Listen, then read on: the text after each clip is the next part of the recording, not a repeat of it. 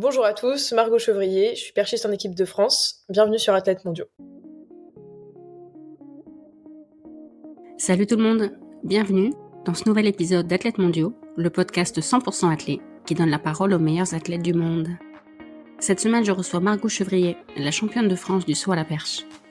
Nous avions quitté Margot à Glasgow lors des mondiaux en salle où elle s'est gravement blessée à la cheville. Depuis, Margot a été opérée à Glasgow puis rapatriée en France. Malgré la blessure, elle espère toujours participer aux Jeux de Paris cet été. Dans cet épisode, Margot et moi avons bien sûr parlé de sa blessure et de ses espoirs pour Paris, mais aussi de ses débuts difficiles à la perche, de la période où elle n'arrivait plus à piquer, et de son choix d'allier sport de haut niveau et études de médecine. Et de Martine, évidemment. Martine, la poule de Janzé en peluche qui accompagne Margot et son compagnon Gabriel Tual en grand championnat depuis 2 ans maintenant. Margot, un grand merci d'avoir participé au podcast. Tu sais ce que je te souhaite pour les mois qui viennent. Pour info, nous avons enregistré cet épisode le 19 mars. J'étais malade, donc vous me pardonnerez ma voix un peu bizarre à certains moments. Bonne écoute. Salut Margot, bienvenue sur le podcast. Merci, c'est gentil. Merci d'accepter de participer parce qu'en fait, je t'avais invité avant Glasgow. Et c'est vrai que quand il t'est arrivé ce qui t'est arrivé, on va en parler, je me suis dit que t'allais peut-être avoir envie de reporter, mais finalement, t'es là, je te remercie. Bah non, c'est normal, ça fait partie du sportif et de la vie du sportif, donc c'est un événement de vie, on va en discuter, et voilà, ça va peut-être prendre un autre virage pour le podcast, mais ça vaut le coup d'en parler, je pense. Oui. Comment ça va ? Franchement, ça va. La semaine dernière, c'était encore un peu compliqué. Après le rapatriement, j'ai eu un peu tous les effets secondaires des arrêts de la morphine, donc c'était pas top. Donc forcément, le moral, quand on passe la journée à vomir, c'est moins bien. Mais non, ça va. Depuis que je peux remanger ce que je veux et que forcément tu prends de l'énergie, t'as un peu plus d'autonomie avec les béquilles, c'est plus facile de voir la suite et te dire ok, là, je reprends une vie entre guillemets normale, ou en tout cas, je peux me bouger un peu et choisir de ce que j'ai envie de faire dans la journée, quoi. Donc là, ça va très bien. Moi, j'étais en zone mixte à Glasgow et en fait, je savais pas qu'il était arrivé quelque chose jusqu'au moment où Roberta Bruni, la perchiste italienne, est passée devant moi et comme elle me connaît, tout de suite, elle m'a dit « Qu'est-ce qu'elle a, Margot ? Qu'est-ce qu'elle a ?» Et moi, j'avais absolument aucune idée qu'il t'était arrivé quelque chose. Sur les réseaux, à ce moment-là, on savait rien. Et ça a duré longtemps. Pendant un bon moment, j'essayais de savoir ce qui t'arrivait. Et en fait, il y avait juste des gens qui disaient que les secours étaient autour de toi, mais qu'ils t'avaient pas bougé. J'ai pas pu m'empêcher de penser à l'accident de Kira Grünberg, l'Autrichienne. Ouais. Quand on sait pas, tout de suite, on imagine le pire à la perche. Oui, c'est clair, on pense au pire. Bah, surtout que c'est ça, à la perche, il peut se passer vraiment tout et n'importe quoi. Donc, en fait, ça a duré un peu longtemps. Alors, je pense que c'est très bien déjà que t'aies pas vu les images, parce que j'en ai vu quelques-unes. Alors, les photos, j'ai jamais regardé les vidéos et je pense que je les regarderai jamais. Mais ouais, il y en a beaucoup qui ont été un peu choqués par les images qui ont été diffusées. Donc, je pense que c'est une bonne chose que t'aies rien vu. Je pense que je suis restée 25 ou 30 minutes sur la piste avec les secours. En fait, le plus long, c'était qu'ils avaient plus de pouls dans mon pied, ils le sentaient pas. Donc, du coup, il fallait faire la réduction de la fracture tout de suite. Et donc, ça sous-entend qu'il faut quand même attendre un peu que les gaz qu'ils m'ont donnés, qui sont techniquement un peu anesthésiants, et surtout, en fait, tu te rappelles pas a posteriori trop de ce qui s'est passé, que ça commence à faire effet. Donc, il y a eu la première prise en charge, ils ont fait tout leur examen, et ensuite, il a fallu faire la réduction, et je pense que ça, c'était un peu long. Ouais. Enfin, moi, en tout cas, j'ai le souvenir que c'était un peu long et bien, bien douloureux. Donc, ça a pris du temps, et c'est vrai que, en fait, sur le moment, tu vois avec la vidéo ce qui s'est passé, mais tu vois pas vraiment. Je pense que derrière la télé, on pouvait savoir un peu plus ce qui s'était passé que sur le stade, en fait. Et t'as eu l'impression que les secours étaient sereins, ou t'as senti un peu... Parce que ça peut jouer aussi, ça, quand tu sens que les gens autour de toi, ils paniquent un peu. En fait, dans l'immédiat, quand je me suis blessée, j'ai paniqué pendant peut-être 3 secondes. Et je me suis dit, les jeux, les jeux, les jeux. Et là, c'était grande panique. Et à un moment donné, je me suis dit, en fait, j'ai vu mon pied. Et là, la panique, elle s'est arrêtée d'un coup. Et je me suis dit, là, t'es étudiante en médecine, il va falloir que tu te prennes en charge parce que la suite, ça va pas être marrant. Et assez instantanément, en fait, je pense que ça m'a un peu sauvée d'être en médecine parce que j'étais dans ma prise en charge comme si je devais m'occuper d'un patient. Et je me suis dit, il faut pas que tu tombes dans les pommes, faut que tu fasses ce qu'on te dit, il faut que tu essayes de prendre des infos parce que moi aussi, je me suis dit, il faut que j'ai un pouls dans le pied. En fait, c'est un peu le double tranchant d'être en médecine, c'est que certes, tu anticipes assez bien, donc il y a des choses qui t'inquiètent pas parce que tu sais ce qui va t'arriver. Mais quand il t'arrive un truc comme ça, tu préférerais ne pas savoir, parce que moi, je savais que s'ils avaient pas de pouls, ils allaient me réduire sur place, pas anesthésié, pas endormi, et que ça allait être un calvaire. Et en fait, j'ai senti qu'il fallait qu'on aille vite, et que les médecins qui étaient là savaient qu'il fallait qu'ils aillent vite. Donc c'était un peu... alors je vais pas dire l'empressement, parce que ça voudrait dire que c'est fait un peu n'importe comment, mais on savait tous que c'était de l'urgence, quoi. Et je m'en suis rendu compte. Au début, ils ont essayé de me parler pas mal. Je savais pas trop si c'était des médecins autour de moi ou pas. Et en fait, à un moment donné, j'ai tilté que le médecin qui était avec moi, il essayait d'avoir toujours un contact visuel. Et nous, c'est ce qu'on nous dit. En gros, tu gardes un contact visuel parce qu'il faut pas que le patient tombe dans les pommes. Faut que tu lui parles, faut qu'il te parle, faut qu'il reste un peu quand même. Alors, je vais pas dire dans sa prise en charge parce que ça va trop loin, mais qu'il reste avec toi, quoi. Et à un moment donné, le médecin se tourne. Et là, je me suis dit, ah non, s'il se tourne, c'est qu'il va avoir un geste à faire. Et donc, je l'ai attrapé par la manche et j'ai dit, non, non, non, faut me regarder, faut me regarder. Et on sentait qu'il comprenait que je comprenais ce qu'il allait faire. Et en même temps, il savait pas trop pourquoi je comprenais ce qu'il allait faire parce que j'étais censée être restée dans le flou, en fait. Ils essayaient de pas trop me dire pour que je m'y attende pas, en fait, quand ils me réduisent. Un peu comme dans les bronzés, quoi. À 3, je te mets une claque et comme ça, je te remets l'épaule, tu t'en rends pas compte. Et en fait, je m'en suis rendu compte et donc je lui ai dit que j'étais en médecine et que je savais que ce qui me donnait à respirer, c'était pour que je perde un peu pied et que s'ils me regardaient plus, c'est qu'ils allaient me faire la réduction. Et donc, il a un peu arrêté d'essayer de me mettre dans le flou et je pense qu'il a compris qu'il fallait que je sois au courant et que je posais des questions et qu'en même temps, ça me faisait réfléchir à autre chose. Il m'a dit, ah bon, mais alors, c'est quoi ce qu'on te donne et tout, ça sert à quoi? Et en fait, j'ai fait un cours, il me posait des questions et a posteriori, c'est assez étonnant parce que je me rappelle que ça a été hyper douloureux.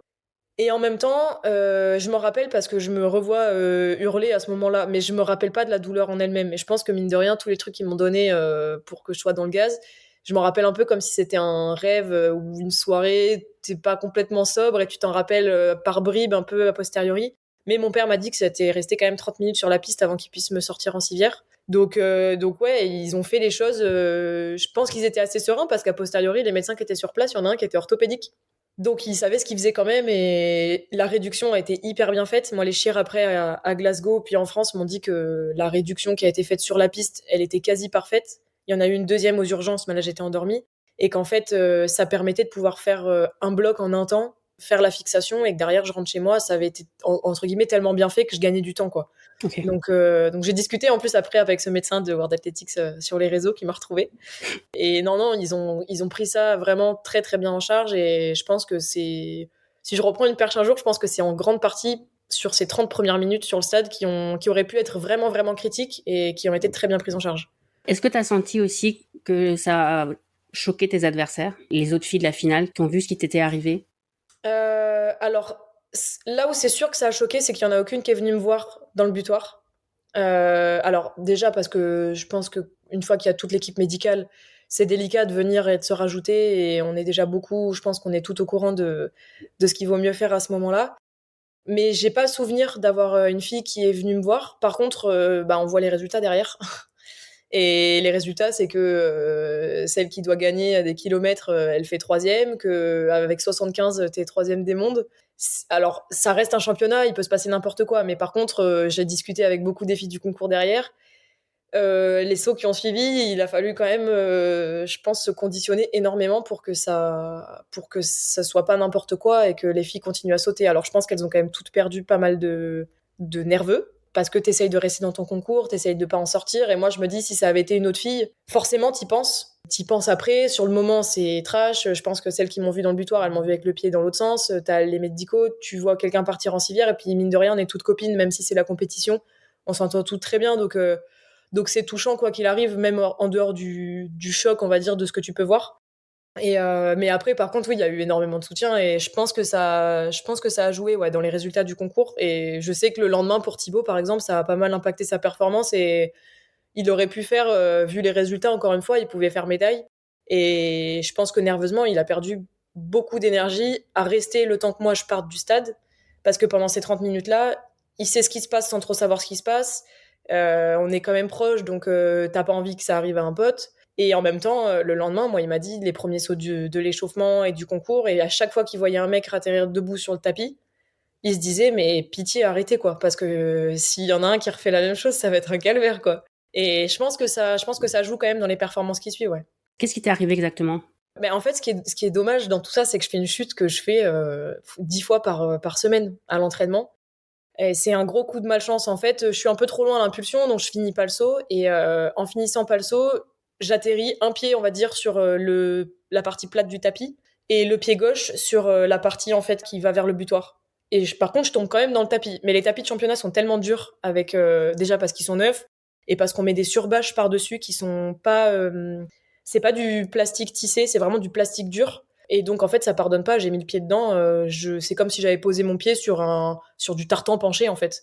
C'est-à-dire que sur la chute, mon père, il a retrouvé des vidéos de l'entraînement où je tombe exactement pareil, avec les mêmes perches, de la même hauteur et le pied au même endroit. En fait, mon pied s'enfonce dans le tapis, donc il reste dans l'axe, et mon talon, il finit par toucher le tapis aussi. Là, sur un tapis de championnat, j'ai l'avant du pied qui se pose sur le côté penché, et ça casse quasi instantanément. Donc en fait c'est l'avant du pied qui se coince dans le tapis et puis derrière le tibia il fait un peu burin sur le talus avec le poids plus la gravité, enfin on tombe quand même de 4,50 m, 5 mètres de haut, donc derrière c'est de la mécanique quoi, on peut pas faire grand chose. Si le plan sur lequel j'atterris il est dur, ça casse quoi. Le talus, c'est un os de la cheville, c'est ça? Ouais, c'est entre le tibia et le talon en gros. Ok. Et donc, t'es allé à l'hôpital à Glasgow, t'as été opéré là-bas. Et à la Ouais. base, tu devais être opéré 2 fois et finalement, une seule opération a suffi. Ouais, en fait, alors à la base, ce qu'on se disait, c'était que il fallait déjà faire le nettoyage, le lavage de la plaie sur place, ça c'était sûr, parce que c'est une fracture ouverte, qu'on a 24 heures pour nettoyer, sinon il y a un trop gros risque d'infection. Donc ça, déjà, on avait la première option, c'était on lave sur place, et ensuite on rentre en France, on trouve un chir ortho de renom, et on fait la fixation en France avec un chir qu'on a choisi. Et puis, en fait, on a eu des retours vraiment pas mal. Des chirs sur Paris, de moi, mes chefs, quand j'étais en stage à Nice, qui ont dit qu'en fait, il n'y avait aucun risque à se faire opérer à Glasgow, que c'était le plus gros CHU limite de la Grande-Bretagne et que si c'était un ortho qui m'opérait, il n'y aurait pas de souci.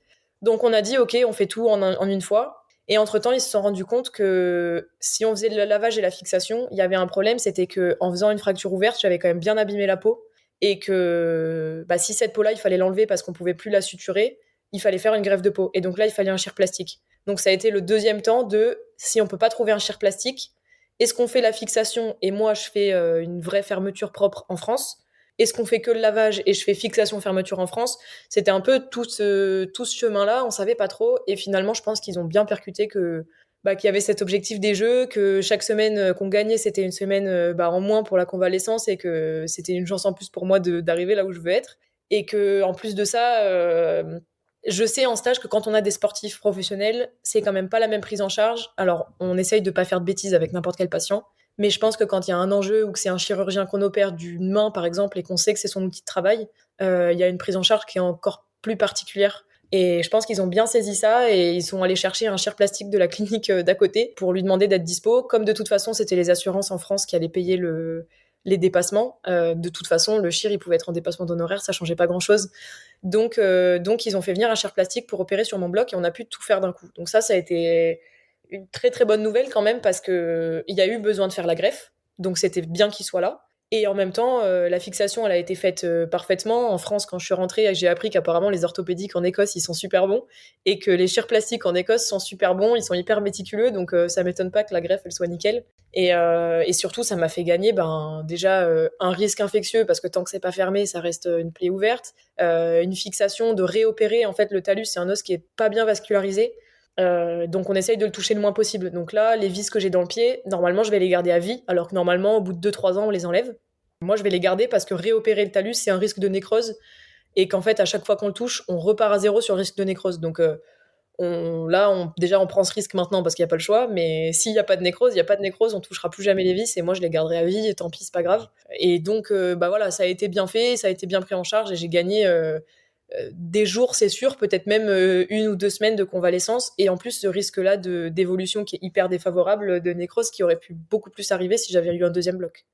Comment tu penses que les médias devraient traiter un accident comme ça, une blessure comme ça? Parce que les gens ont envie de savoir et de la curiosité plus ou moins saine. Ouais, Maintenant que tu as été de l'autre côté, comment tu penses que ça devrait être traité? c'est vraiment dans le thème du moment parce que mon père a géré un peu tout ça avec mes agents aussi et avec la Fédé. Il a rendez-vous avec World Athletics demain pour voir justement comment on fait pour gérer des accidents comme ça. Moi, ce qui m'a choqué, c'est que, alors sur les photos en elles-mêmes de l'accident, sur les vidéos, France TV a rapidement coupé. On n'a pas vu des ralentis, on n'a pas, on voit le saut parce que c'est du direct et qu'à un moment donné, je saute. Voilà.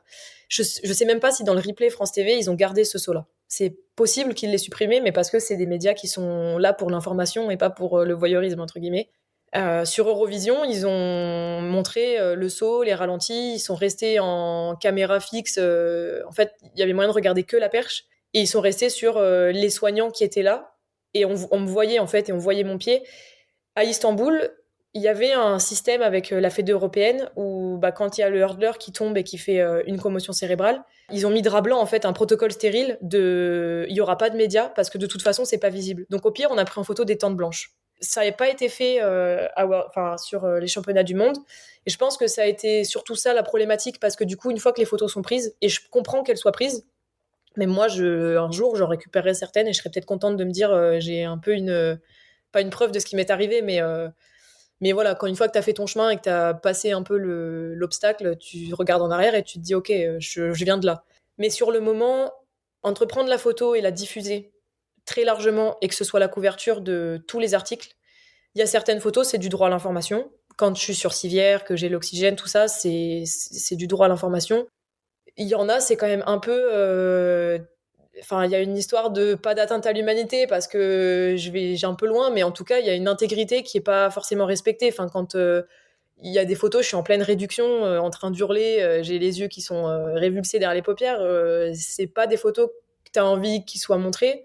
Et c'est surtout que le pied à angle droit, moi, c'est des photos qui ont choqué pas mal de proches qui l'ont appris dans les articles ou qui l'ont appris parce que, en regardant France TV, ça a été rapidement coupé. Tu sais qu'il y a eu un accident, mais tu sais pas forcément quoi. Quand tu cherches sur Internet, 10 minutes après, il y avait des photos, il y avait 50 articles sur ce qui se passait. Et t'es au maximum de ta souffrance sur toutes les photos et ça a choqué des membres de ma famille. Donc, sur cette partie-là, moi, ça m'a dérangé. Je pense que, alors dans le protocole de base, World Athletics avait demandé à ce que, quelle que soit la blessure, que ce soit choquant, pas choquant, qu'il y ait du sang ou pas, que ce soit une perte de connaissance, n'importe quoi, que ce soit ni pris en photo ni filmé. Alors dans le direct, c'est forcément filmé une première fois, mais qu'après, il n'y ait pas des ralentis, qu'il y ait pas... et que ce soit choquant ou pas surtout, qu'il y ait une blessure, à partir du moment où il y a blessure, que ce soit pas montré. Et ça n'a pas été respecté. Donc a posteriori, ils ont demandé à ce que toutes les agences de presse, tous les photographes suppriment les photos ou en tout cas les enlèvent des plateformes publiques. Maintenant, les articles qui ont été faits et les photos qui sont sur Internet, elles resteront sur Internet quoi qu'il arrive. Et j'ai envie de dire, une fois que les gens les ont vues et qu'ils ont été choqués, c'est trop tard.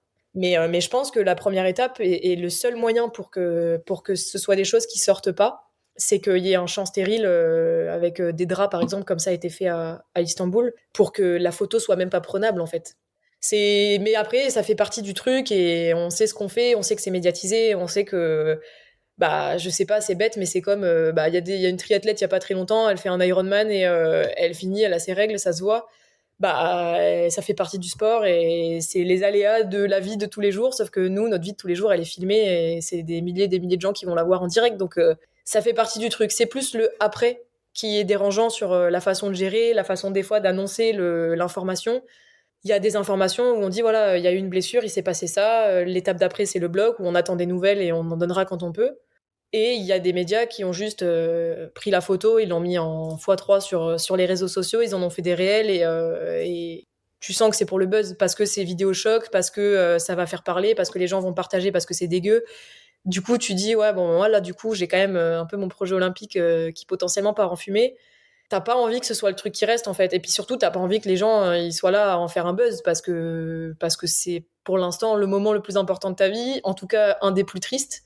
Et le temps que tu te relèves et que tu saches où t'en es, t'es même pas encore opéré en fait, et il y a des gens sur un plateau qui en rigolent. Et là, tu te dis, bon, ok, c'est un peu le revers des médias où tu te dis, bon, ça aurait pu être géré différemment. Mais bon, ça fait partie du truc. Une fois que tu sais que tous les journalistes sont pas sur le même niveau, je pense, d'information et en tout cas de comment présenter l'information, t'acceptes le truc et voilà, tu dis ce que t'as à dire. Après, on est tous humains, mais bon. Est-ce que tu penses qu'avec le recul, tu vas oublier ce mauvais souvenir parce qu'il y a des gens qui ont tendance à avoir la mémoire sélective, ou est-ce que tu vas t'en servir pour te motiver à l'avenir? Alors, m'en servir pour me motiver, ça c'est sûr. Je pense que oublier, t'oublies forcément des parties parce que c'est de la protection et que dans ton cerveau, tu fais du tri dans ce que t'as envie. Je pense que la douleur, par exemple, sur la piste, je m'en rappelle pas parce qu'il faut pas que je m'en rappelle en fait. Et ça, je pourrais pas, je vais pas m'amuser à aller la chercher, de me dire ah j'ai eu mal comment. Maintenant, je pense que là tout de suite, si je vois quelqu'un qui juste se fait une entorse, je pense que je suis pas bien pendant bien 10 minutes, je dois me dire, voilà, j'ai mal au pied, alors que j'ai pas mal au pied. Donc il y a forcément des choses qui s'ancrent en négatif. Après, c'est le job aussi de la préparation mentale de l'ancrer différemment et de s'en rappeler, parce que je pense qu'il faut s'en rappeler pour pouvoir s'en servir, mais de s'en rappeler de façon positive et de pas avoir un peu un traumatisme, que ce soit dans l'inconscient ou dans le conscient, qui fait que la prochaine fois que tu prends une perche, bah tu t'en rappelles trop et pas dans le bon sens et tu te dis ouais mais qu'est-ce qui se passe si je retombe? Parce que si tu commences à te dire ça, tu reprends pas une perche, t'en reprends une mais tu sautes pas. Ouais. On va remonter un petit peu le temps si ça te va. Qu'est-ce qu'on a besoin de savoir sur ton enfance pour comprendre l'adulte que t'es devenu? C'est une hyper bonne question. Franchement, je pense que c'est que j'ai eu un grand frère. Et que du coup, j'étais une fille, c'était un garçon, il était plus grand que moi, il avait le droit de faire des trucs que j'avais pas le droit de faire. Et donc ça, c'était pas possible pour moi en fait. Il fallait que je gagne, il fallait que je sois devant, il fallait que j'ai le droit de faire pareil que lui. Et donc j'étais tout le temps un peu, alors un pas trop en avant parce que j'avais pas l'âge, on a 4 ans d'écart, donc entre 4 et 8 ans, tu peux pas faire la même chose. Mais j'essayais d'aller vers ça et j'essayais de faire la même chose que lui et on jouait ensemble, donc on était parfois un peu contraints de faire les mêmes choses. Et du coup, j'ai un peu grandi dans ce truc-là de me dire, moi de toute façon, je suis un mec et j'ai le droit de faire des trucs de grand parce que mon frère il est grand. Et je pense que mes parents ils ont bien galéré. Et puis après, quand on a commencé à pouvoir faire les mêmes choses, bah il était plus fort que moi parce que c'était un garçon et parce qu'en plus il était plus grand. Et ça, c'était pas possible. Moi, l'échec et de me dire mon frère il est meilleur que moi, c'était pas possible. Donc je pense que déjà petite, cet esprit de compétition et de me dire je serai pas la deuxième, ça a été cultivé. Et alors toujours dans la bonne humeur et jamais, c'était jamais de la concurrence négative. Surtout que mon frère, il est pas compétiteur comme moi je suis. Et ça le dérange pas de me laisser gagner, par exemple. Et moi, ça, c'était pas possible. Moi, si on faisait une course et qu'il me laissait gagner, je pense que c'était pire que de perdre à la loyale. Donc je dirais que c'est peut-être ça, ouais, qui m'a le plus, vraiment sur de l'enfance, c'est ça. Et sur de l'adolescence, c'est qu'on m'a dit, tu n'y arriveras pas. Donc j'ai décrété que, ok, bah, j'y arriverai pas, bah, on va voir. À la perche ou... Ouais, à la perche. On m'a dit, de toute façon, tu feras jamais 3 mètres. Donc j'ai dit, ok, bah, non seulement je vais faire 3 mètres, puis après j'ai fait 4 mètres, et je me dis un jour peut-être je vais faire 5 mètres. Donc c'est un peu mon. Je pense que j'ai ancré ça, de toute façon, tu n'y arriveras pas, parce que c'est le truc de t'es pas cap. Moi maintenant, même Gabriel, il me dit t'es pas cap de faire la vaisselle, il sait très bien que la vaisselle, elle va être faite. Parce que c'est une option qui n'existe pas dans ma tête, en fait. De me dire ça, tu pourras pas. Je vais décupler toute l'énergie que j'ai pour me dire je vais le faire. Et je pense que c'est un peu pour ça aussi que je me suis dit d'entrée de jeu, faut que je dise que je vais être à Paris. Parce qu'il y en a forcément qui vont pas y croire et moi je vais m'en servir. Pas forcément pour aller trop vite, parce que si de toute façon, médicalement parlant, je suis pas apte à être à Paris, je vais pas prendre le risque parce que j'ai 24 ans, parce que j'ai une carrière qui m'attend et que si je peux reprendre la perche, je vais avoir potentiellement 2 Olympiades de plus après Paris, qu'il va y avoir plein de championnats et que ce serait trop bête de se flinguer une cheville à vie Ouais. pour, entre guillemets, juste faire les jeux à la maison. Par contre, si j'ai le moindre pourcentage de chance que ça passe et que je sois dans les temps, je vais tout faire pour être dans les temps et pour que je rate pas les jeux à la maison, même si c'est pour pas être dans mon état de forme optimal à faire 4,75 là-bas ou 4,80. Ça, je sais, j'ai fait mon deuil de faire une médaille ou une grosse finale à Paris. Ça, il faut être assez lucide et ça, c'est un truc, c'est acté. Mais par contre, d'y être, je pense que ce serait déjà un truc de dingue vu là où j'en suis actuellement et ce qui s'est passé. Et je me suis servi, je pense, tout de suite de me dire, ok, si je l'ai dit à tout le monde et que je l'ai mis sur mes réseaux, mes très proches vont savoir que de toute façon, si j'ai envie de le faire, je le ferai. Mais il y aura forcément des détracteurs et je vais m'en servir. De me dire, ok, bah, vous pensez que je vais pas y arriver, bah, on en reparle en août. Et peut-être que ça passera pas, peut-être en août, j'y serai pas. Mais moi, je sais que j'aurai fait tout ce que je peux et que bah, pendant ce temps, si cette petite carotte de me dire, non seulement c'est les jeux, en plus c'est à domicile, et en plus, il y a moyen que j'y arrive pas, je vais tout faire pour que ce il y a moyen que tu n'y arrives pas n'existe pas en fait. Pour le moment, t'es qualifié au ranking, c'est ça? Ouais, je crois que je suis 14e ou 15e mondial au ranking. Ils en prennent 32 pour la Fédé internationale. En France, c'est top 30 si t'es champion de France, top 24 si tu l'es pas. Alors, bon, les France fin juin, il y a de grandes chances que je les fasse pas. En tout cas, si jamais par miracle je suis déjà sur pied avec une perche dans les mains, il y a de grandes chances pour que je les gagne pas. Donc, on va dire que je pars du principe que pour moi, c'est top 24. Au ranking, je vais rester dans le top 24 parce que j'ai des perfs de cet hiver, elles sont trop intéressantes et trop bien, on va dire. J'ai fait un hiver qui était hyper stable, à des gros niveaux de performance sur des compètes intéressantes. Je sortirai pas du top 20. Même si les filles font des super saisons, même si il y a des grosses compètes, je pense que même avec les Diamond League, je sortirai pas du top 20 parce que tout simplement, les filles qui vont être en Diamond League, elles sont déjà devant moi. Donc c'est l'avantage du ranking. Maintenant, au-delà du top 24 pour la Fédé française, il faut avoir un état de forme et on va pas se pointer au jeu en faisant 4 mètres. Donc on l'a vu avec Ninon quand elle est revenue de sa grossesse, elle était sélectionnée. En tout cas, elle était sélectionnable, mais elle s'est pointée sur des compétitions, elle a fait 4 mètres, et à 4 mètres, la Fédé a décidé de pas l'emmener à Tokyo. Ça va être surtout ça, en fait, je pense, le combat. Parce que reprendre la perche pour le mois d'août, si ça se passe bien, que la greffe de peau continue à prendre bien, que la cicatrisation, la rééducation se fait bien, en août, j'aurai une perche dans les mains. La question, c'est est-ce que j'ai une perche dans les mains pour faire 4 mètres ou pour faire 4 mètres 50. Et je pense qu'à partir du moment où je peux faire au moins les performances de Ninon et MJ, qui sont aussi pour l'instant dans le ranking, il n'y aurait pas de raison pour qu'ils me prennent pas. Parce que si les deux autres Françaises peuvent être pris avec ce niveau de performance-là, ça devient difficile de me refuser ma sélection. Donc c'est un peu l'idée de se dire, là, clairement, le but, c'est d'avoir un niveau de forme qui fait que je suis sélectionnable et que je peux aller sauter sans être ridicule à Paris. Ok. À l'époque où les gens te disaient que tu n'y arrivais pas, que tu n'y arriverais pas, c'est qui te disait ça? C'était des gens qui connaissaient quelque chose?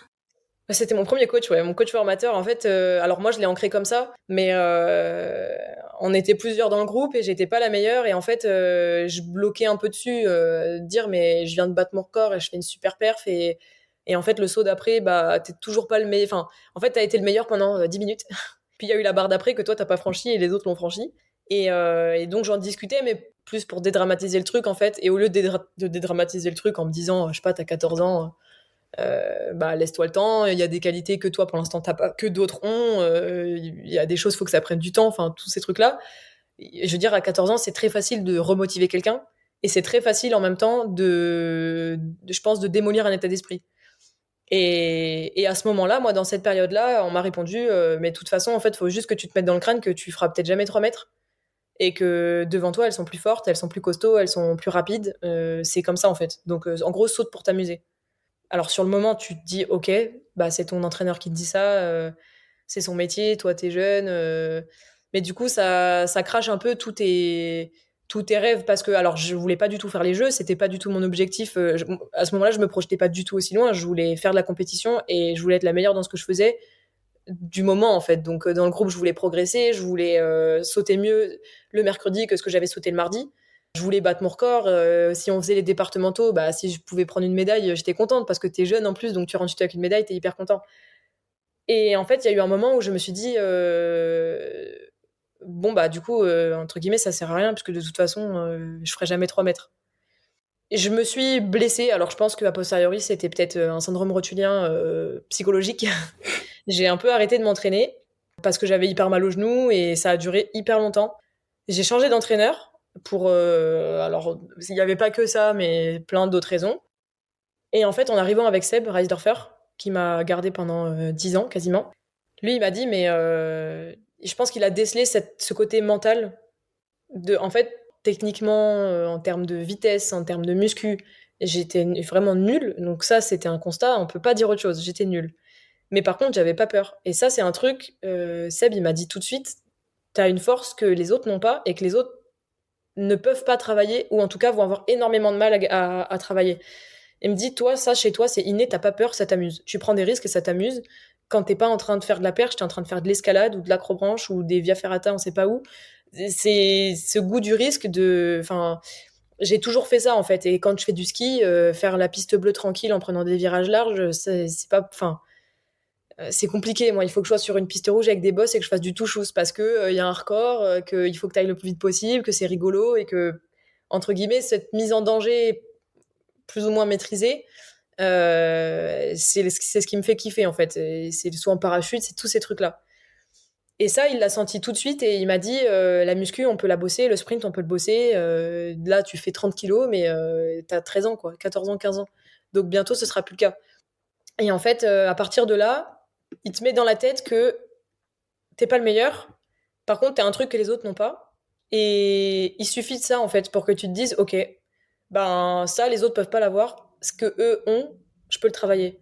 Et donc, du coup, on a travaillé tout ça et ça a pris du temps. Mais cet état d'esprit, je l'ai jamais perdu et on l'a cultivé, en fait. Lui, il jouait beaucoup sur ça et sur le fait que j'avais je pense cette rage un peu de me dire ah ouais, tu feras jamais 3 mètres. Et j'ai fait 3 mètres en plus avec mon ancien coach. Donc pour le coup, même lui, je pense que je lui avais prouvé qu'il avait pas raison. Mais je me rappelle quand j'ai fait 4 mètres, c'était un truc de dingue.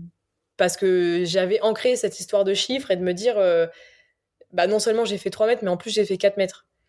Et en fait, lui s'en est beaucoup servi. Et c'est vrai que bah il avait raison parce que tout ce qu'on a fait entre-temps, maintenant, je fais partie de celles. Alors, je suis pas celle qui court le plus vite, mais en tout cas, je suis pas ridicule dans le niveau international. Donc, c'est que quand même, dans la majeure partie des perchistes dans le monde, je suis pas la plus lente. Ouais. En muscu, il y a plein de trucs sur lesquels je suis pas du tout ridicule par rapport à mon poids de corps. Sur de la gym, bah, ça se travaille, ça s'apprend. Techniquement, je suis pas la meilleure, mais c'est 10 fois mieux que quand on a commencé. Et ça veut dire qu'il y a encore tellement de choses à faire pour sauter plus haut. Donc, il avait raison parce que du coup, j'ai pas perdu ce mental. On a continué à le bosser, on l'a renforcé. Sur les petites faiblesses, parce que tu es jeune, parce que tu te projettes, tout ça, bah, on l'a aussi travaillé. Et mine de rien, ben, quand tu as envie et que tu as la rage, tu travailles, ça battra toujours, je pense, le talent de celui qui, bah, du coup, ne travaille pas autant parce qu'il est talentueux.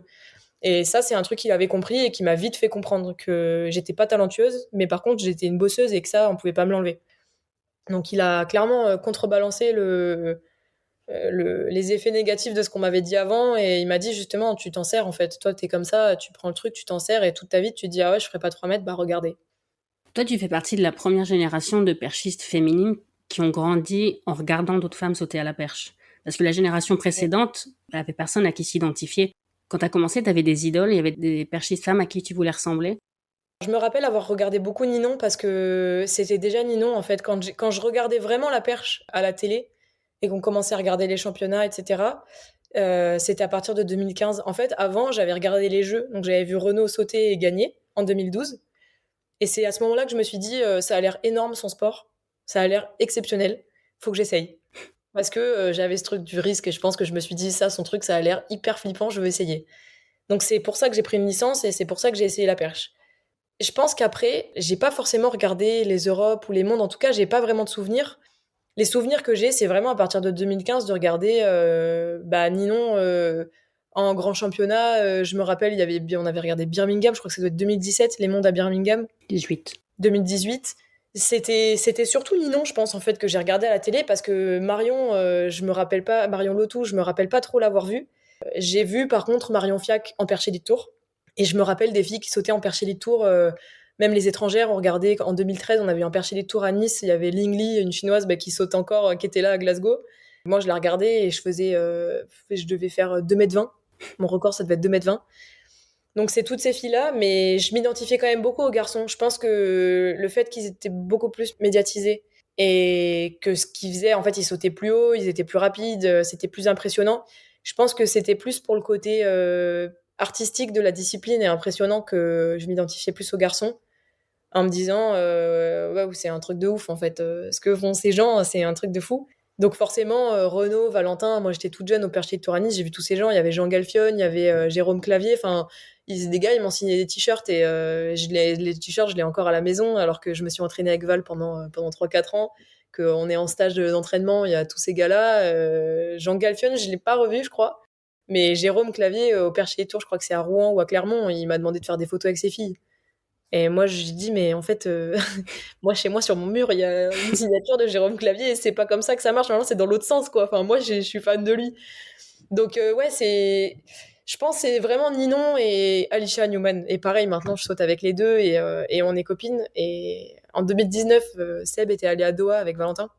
Il m'avait ramené un dossard de Newman et le dossard de Ninon. Elle m'avait donné un short équipe de France de l'époque et je m'étais dit, ouais, ça c'est un truc de fou. En 2019, je devais faire 4,20, je pense. Et j'étais espoir. Et je m'étais dit, ah bah là c'est un truc de fou, j'ai un dossard des mondes de Newman et de Ninon et je les ai encore, ils étaient au-dessus de mon lit pendant hyper longtemps. Et en fait, ils sont restés au-dessus de mon lit jusqu'à ce que j'ai un dossard de sélection senior. Donc jusqu'à Belgrade, j'avais considéré que les Europes par équipe, ça comptait pas.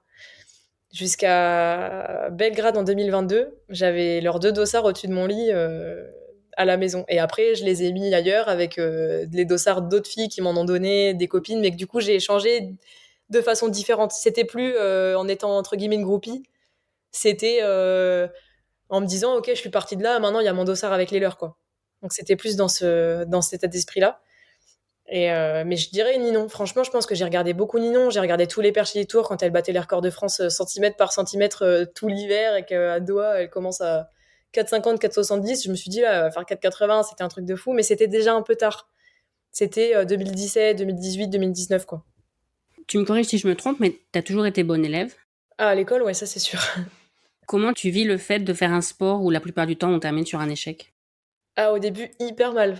En fait, le côté bon élève, ça m'aide énormément parce que du coup, l'assiduité, être là tous les jours, et en fait, c'est un peu des devoirs. J'ai tous les jours des devoirs et mon examen, mon partiel, c'est les Jeux ou les Mondes ou les Europes.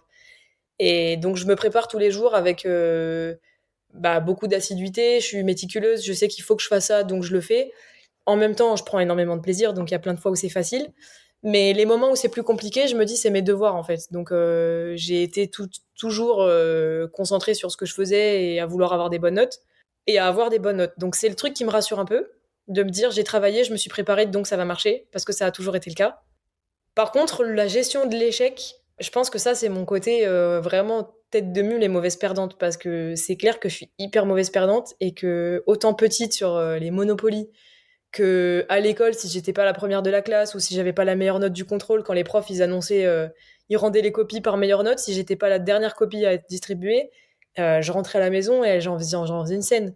Et mon père, des fois, il rigolait, il me dit oh là là, 17 et demi, mais tu t'es planté aujourd'hui. Il en rigolait, il me disait Margot, 17 et demi, quoi, qu'est-ce que tu veux qu'on te dise? D'accord, il y en a un qui a eu 18. Bon, moi, c'était la compète, tout le temps la compète. Donc je pense que c'est comment on gère le fait que ce soit tout le temps, ça se termine vraiment quasi tout le temps sur un échec. Bah, au début, super mal, parce que t'es jamais content en fait. Même si tu bats ton record, quand t'es compétitrice et que t'aimes pas perdre et que tu en plus perfectionniste, bah tu fais 3,50, tu bats ton record, tu finis à 3,70, et ben ouais, mais j'ai pas passé 3,80. Et ça, c'est le truc franchement, Seb, il s'est un peu arraché les cheveux quand j'étais plus jeune de me dire, mais on peut pas battre son record tous les jours. Il y a plein de victoires là où on les voit pas. Ou en tout cas, il y a plein de victoires qui sont surtout pas chiffrées en fait. Et maintenant, j'ai beaucoup plus de facilité à me dire, ok, enfin là, sinon cet hiver, je pense que je m'arrache les cheveux parce que je fais 60 tous les jours.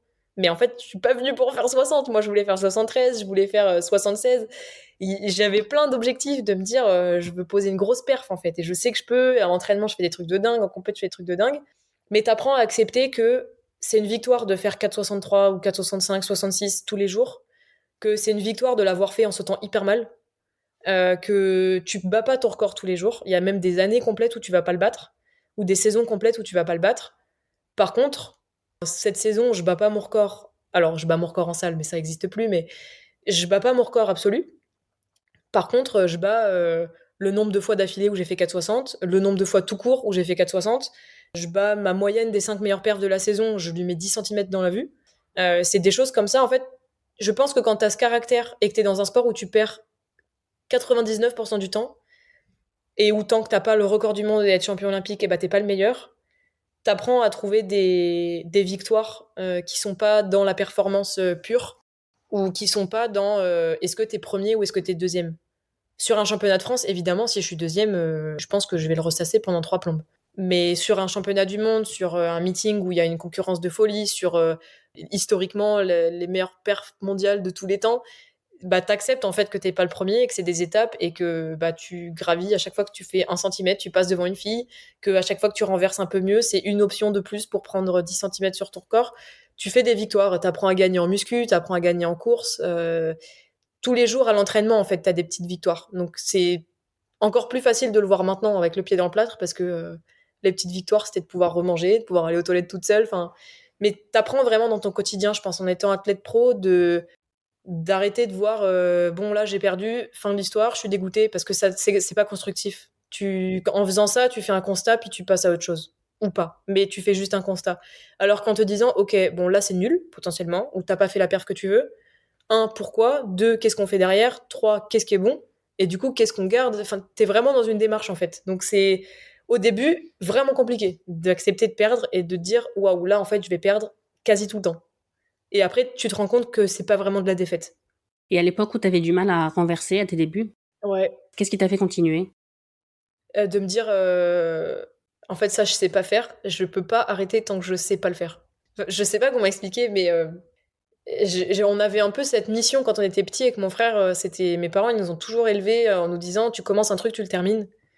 Et bah, par respect pour les gens qui t'ont aidé à le commencer, ou par bah, tu prends une licence, il y a des coachs qui t'aident, bah, tu fais ton année complète de licence. On a toujours été dans ce truc-là de tu commences pas un truc que tu vas pas terminer. Et je savais, en fait, je pense au fond de moi que j'allais y arriver. Qu'il fallait que je trouve le truc. Et par contre, il y a des moments où tu pètes les plombs, hein. Quand pendant 5 ans, tu essayes de renverser et que tu as l'impression que tu sautes comme un crapaud et que tu es toujours en train de sauter de travers. Mais en même temps, j'ai fait 4-5 ans en sautant de travers.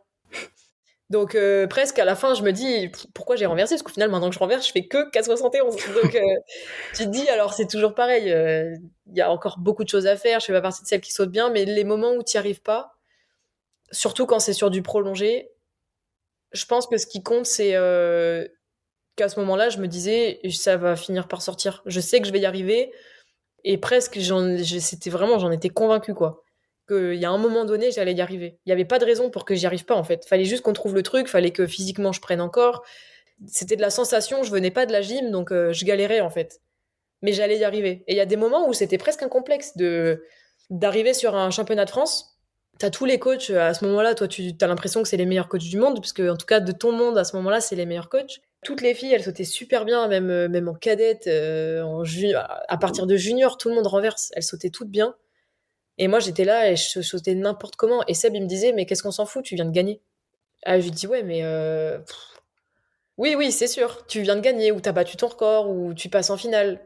Ou au final, tu fais les mêmes perfs que 80% du concours, sauf que toi, tu sautes n'importe comment. Et en fait, ça me complexait de montrer ce genre de prestation, en fait. De me dire, ouais, les mecs, ils voient des gens qui sautent bien toute la journée. Et moi, j'arrive et je saute comme un bourrin et je fais ça n'importe comment. Et presque, c'était pas respectueux pour la discipline, quoi. Je me sentais par moments un peu comme ça. Et puis un jour, on a été confinés et quand je suis revenue, je renversais parce qu'on a fait beaucoup de physique, parce que je pense que j'en ai oublié mes mauvais réflexes et que j'ai regardé tellement de perches pendant ces 3 mois de confinement que on avait installé de quoi faire des renversés. J'en faisais je pense que je faisais 50 renversés tous les jours à la barre fixe. Je faisais de la muscu quasi tous les jours. Et quand j'étais pas en muscu, j'étais en train de faire des côtes dans la campagne à la maison. Et physiquement, je pense que j'ai passé un cap, mais psychologiquement, je suis revenue du confinement, j'ai pris une perche et j'ai jamais sauté aussi bien. Je renversais complètement et j'étais alignée dans ma perche et je bats mon record d'élan complet sur 6 foulées. Et en fait, dans cette visualisation, à un moment du confinement, j'ai dit à Seb, je l'ai appelé, je lui ai dit, ok, je pense que là, je sais renverser. Il m'a dit, Margot, t'as pas touché une perche depuis 2 mois et demi, de quoi tu me parles? Et je lui ai dit, je te jure, là, j'ai visualisé, en visualisant, j'ai senti un truc. Et je lui ai dit, je pense, là, je prends une perche, je renverse. Et je suis arrivée au stade, j'ai pris une perche, j'ai renversé. T'avais compris ce qu'il fallait faire. Ouais, j'avais compris et je pense qu'en fait, ces 3 mois, ça m'a permis d'intégrer tout ce qu'on a fait pendant 5 ans et tout ce qu'on a essayé de faire pendant 5 ans et nerveusement et musculairement, tu te régénères. Quand t'es jeune, souvent, quand tu fais ton mois de vacances l'été après les championnats de France, bah, quand tu reviens, tu sautes mieux. Alors que ça fait un mois que tu fais rien, que t'as pas de conditions physiques, mais tu sautes mieux. Et je pense que c'est le temps d'intégrer, surtout quand t'es jeune, tout ce qu'on a essayé de t'apprendre de façon hyper rapprochée, tout le temps, on te bassine, on te bassine, on te bassine. Bah, cette récupération-là, à ce moment-là, je pense que nerveusement, ça a fait son chemin et j'ai continué à travailler sans m'en rendre compte. Et c'est ce que je me dis que bah là, je vais refaire 3 mois sans toucher de perche, bah, je me refais mon petit confinement et si ça se trouve, quand je reviens, bah, je fais 4,90. Et à l'époque où t'arrivais pas à renverser, c'est aussi à ce moment-là que t'as passé les diplômes pour être officiel? Ou c'était avant? Bah, alors forcément, c'était en même temps parce que quand j'ai commencé la perche, je renversais pas. J'ai passé mes diplômes officiels quand en fait j'étais trop nulle. Non, c'était avant parce que j'étais trop nulle pour rentrer sur les points d'or, sur les interclubs par équipe, enfin tous les trucs où il fallait un perchiste, bah, c'était jamais moi parce que du coup j'étais trop nulle et il y avait toujours quelqu'un qui était meilleur que moi. Et je me rappelle qu'en 2017, j'ai fait mes premiers interclubs en équipe 1 et c'était un truc de dingue. Genre vraiment dans ma tête, c'était un truc de dingue. Je me disais mais là, c'est un truc de fou. Genre je vais faire les interclubs en équipe 1 et ça veut dire que ils ont besoin de moi quoi. Genre je suis plus juge. Je m'étais dit c'était ma seule option en fait pour partir en compétition avec l'équipe et pouvoir partager ces trucs-là et ce qui pour moi à l'époque était des grosses compétitions parce que c'était les compétitions nationales, que c'était des week-ends un peu de folie avec les autres athlètes qui partageaient des trucs de fou, que en plus on avait une génération un peu folle à Nice où du coup elles étaient quasi tout le temps médaillées sur des points d'or ou tous ces trucs-là. On avait à chaque fois Dreux ou La Roche-sur-Yon, hein, genre on n'en pouvait plus de ces compètes, c'était tous les ans. Et elle faisait des médailles au championnat de France tout le temps. Et moi, j'étais là, je servais à rien et je voulais partir avec elle en fait. Et je me suis dit, bah ok, bah, je vais passer mes diplômes de juge. Et comme ça, en fait, on m'a proposé une fois, deux fois d'être juge parce que je rapportais des points. Et je me suis dit, bah si, parce que du coup, je vis aussi le week-end de compète avec les filles et je mets un peu ma pierre à l'édifice. Et bah, s'il y a une médaille, j'en aurai une aussi, quoi. C'était un peu mon moyen de me dire, bon, bah, je suis nulle. Pour l'instant, je peux pas rentrer dans les équipes, mais je peux quand même y être d'une autre façon. Et donc, j'avais passé ce qu'il fallait et je pense que c'était un peu aussi la partie scolaire de mon sport où le club formait un peu tous les jeunes à être juge régional, je crois. Puis après, je me suis dit, ouais, en fait, derrière, je peux être juge national. Après, je peux être juge fédéral saut, où du coup, il n'y a pas plus haut dans mon âge. Je me suis dit, ok, je vais aller jusqu'au bout du truc. En fait, je sais pas faire à moitié. Je pense que une fois, j'ai dû être juge, je me rappelle pas, j'ai dû être juge sur les départementaux pour dépanner. Et puis après, je me suis dit, tiens, je vais être juge pour la plus grosse compétition qui existe, je pourrais être juge. Et ça m'a permis de faire toutes ces compètes-là jusqu'à, je dirais que 2015 peut-être, ou 2014 c'est sûr, 2015 je sais pas si je jugeais encore parce que j'ai commencé en 2015 avec Seb. Donc je suis pas sûre d'avoir refait des compètes en tant que jury, sauf pour dépanner par-ci par-là quand c'était des compètes de club. Mais après c'était surtout moi qui sautais. Et ça m'a permis quand même de pouvoir être jury sur le terrain à Hercules pendant la Diamond League de Monaco. Et donc là, j'étais avec des Kendricks, des Newman, bah, même des Ninon. Mais à ce moment-là, moi, Ninon, elle faisait 4,75, j'avais son dossard au-dessus de mon lit. Donc c'était un truc de dingue. Et en fait, c'était un truc de fou. Parce qu'à ce moment-là, je pense que je me suis rendu compte de ce que c'était le haut niveau, ce que c'était le professionnel et de t'es quand même sur la piste en fait. Et donc les 20 000, enfin je sais plus combien c'est de places à Hercules, c'est peut-être pas 20 000, mais tous les gens qui sont là, ils sont pas là pour toi, hein, c'est pas le jury qu'ils applaudissent. Mais quand t'as déjà été sur un stade en compétition, et en plus j'avais déjà sauté à Monaco parce qu'on avait les départementaux, nous la piste à Hercules, c'était une piste classique en fait pour nous. Bah tu t'es déjà retrouvé perche en main sur ce sautoir et tu te projettes vachement sur toute cette ambiance et tu te dis ouais en fait c'est un truc de fou d'être à ce niveau-là et de faire tes départementaux, sauf que eux, il y a tout ce monde-là qui est là et qui applaudit et qui regarde ce qu'ils font et ça commençait à me plaire bien quoi. Et un jour, j'ai regardé le concours bah, dans les tribunes avec Seb en se disant écoute, ça fait 3 ans d'affilée que je juge, on va essayer de le faire différemment. Il voulait me former un peu à m'auto-coacher pour les fois où il pouvait pas être là en compète. Et donc, l'idée du concours, c'était que chaque fois qu'il y avait quelqu'un qui sautait, fallait que je la coach. C'était les filles cette année-là. Fallait que je la coach. Et lui, après, il me disait, OK, moi, je lui aurais dit plutôt ça. Et donc, on échangeait de bah, pourquoi, en fait, elle n'était pas vraiment trop près, c'était plus ça. Donc, j'ai un peu appris à coacher à ce moment-là en me disant, si un jour je dois être toute seule à telle ou telle compète, je pourrais me gérer. Et puis, à un moment du concours, il me dit, ça te dirait d'être sur la piste avec les filles? Et je lui ai répondu, mais en fait, tu sais, ça fait 3 ans d'affilée que j'ai été jury. C'est quand même chouette de le voir dans les tribunes, c'est différent. Je peux regarder et tout. Je peux crier, applaudir, alors que quand t'es juge, tu peux pas. Et il m'a regardé, il m'a dit non mais Margot, je te parle pas d'être avec les filles sur la piste en tant que jury. Il me dit je te parle d'être avec elles sur la piste avec un dossard dans le dos quoi. Et ça c'était 2017. Et je crois que 2 ou 3 semaines après, je partais pour ma première année de médecine. Et j'avais fait une finale aux France. J'avais fait peut-être quatrième aux France. C'était mon meilleur palmarès jusqu'à présent. J'avais un record à 3,95 et l'autre, il me propose de faire les Jeux à Paris. Je crois que, je sais pas, je sais plus si on l'a appris en 2016 ou 2017 pour Paris, que ça allait être à la maison. Et en fait, je pense que le fait que ça a été à la maison, lui, il s'est dit, OK, je vais lui proposer ça et on va essayer de faire les Jeux à domicile. Et moi, le fait qu'il me propose de faire les Jeux, au début, je me suis dit, il est complètement fada. Et après, je me suis dit, en fait, c'est son taf. Donc s'il me dit qu'il pense que je peux le faire et que lui, il a ce qu'il faut pour me préparer pour, mais moi, évidemment que je veux faire des compètes comme ça. Enfin, juste, je pensais pas que j'en étais capable, mais évidemment que je veux le faire. Et en fait, tout est parti de là, de cet été en 2017, et je suis retournée à l'entraînement.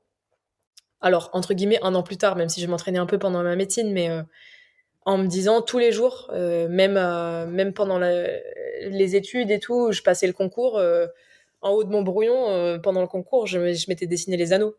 Parce que je m'étais dit, là, tu passes ton concours pour être médecin, c'est bien, un jour, tu seras médecin. Mais par contre, tu sais pourquoi tu le fais, parce que dans 2 semaines, le concours il est fini, tu prends une perche et tu sautes et tu feras les jeux aussi. Et rien que le fait qu'on en ait parlé, j'avais pas repris une perche, j'avais pas ressauté. Je m'étais dit, j'ai accepté, donc je vais faire les jeux.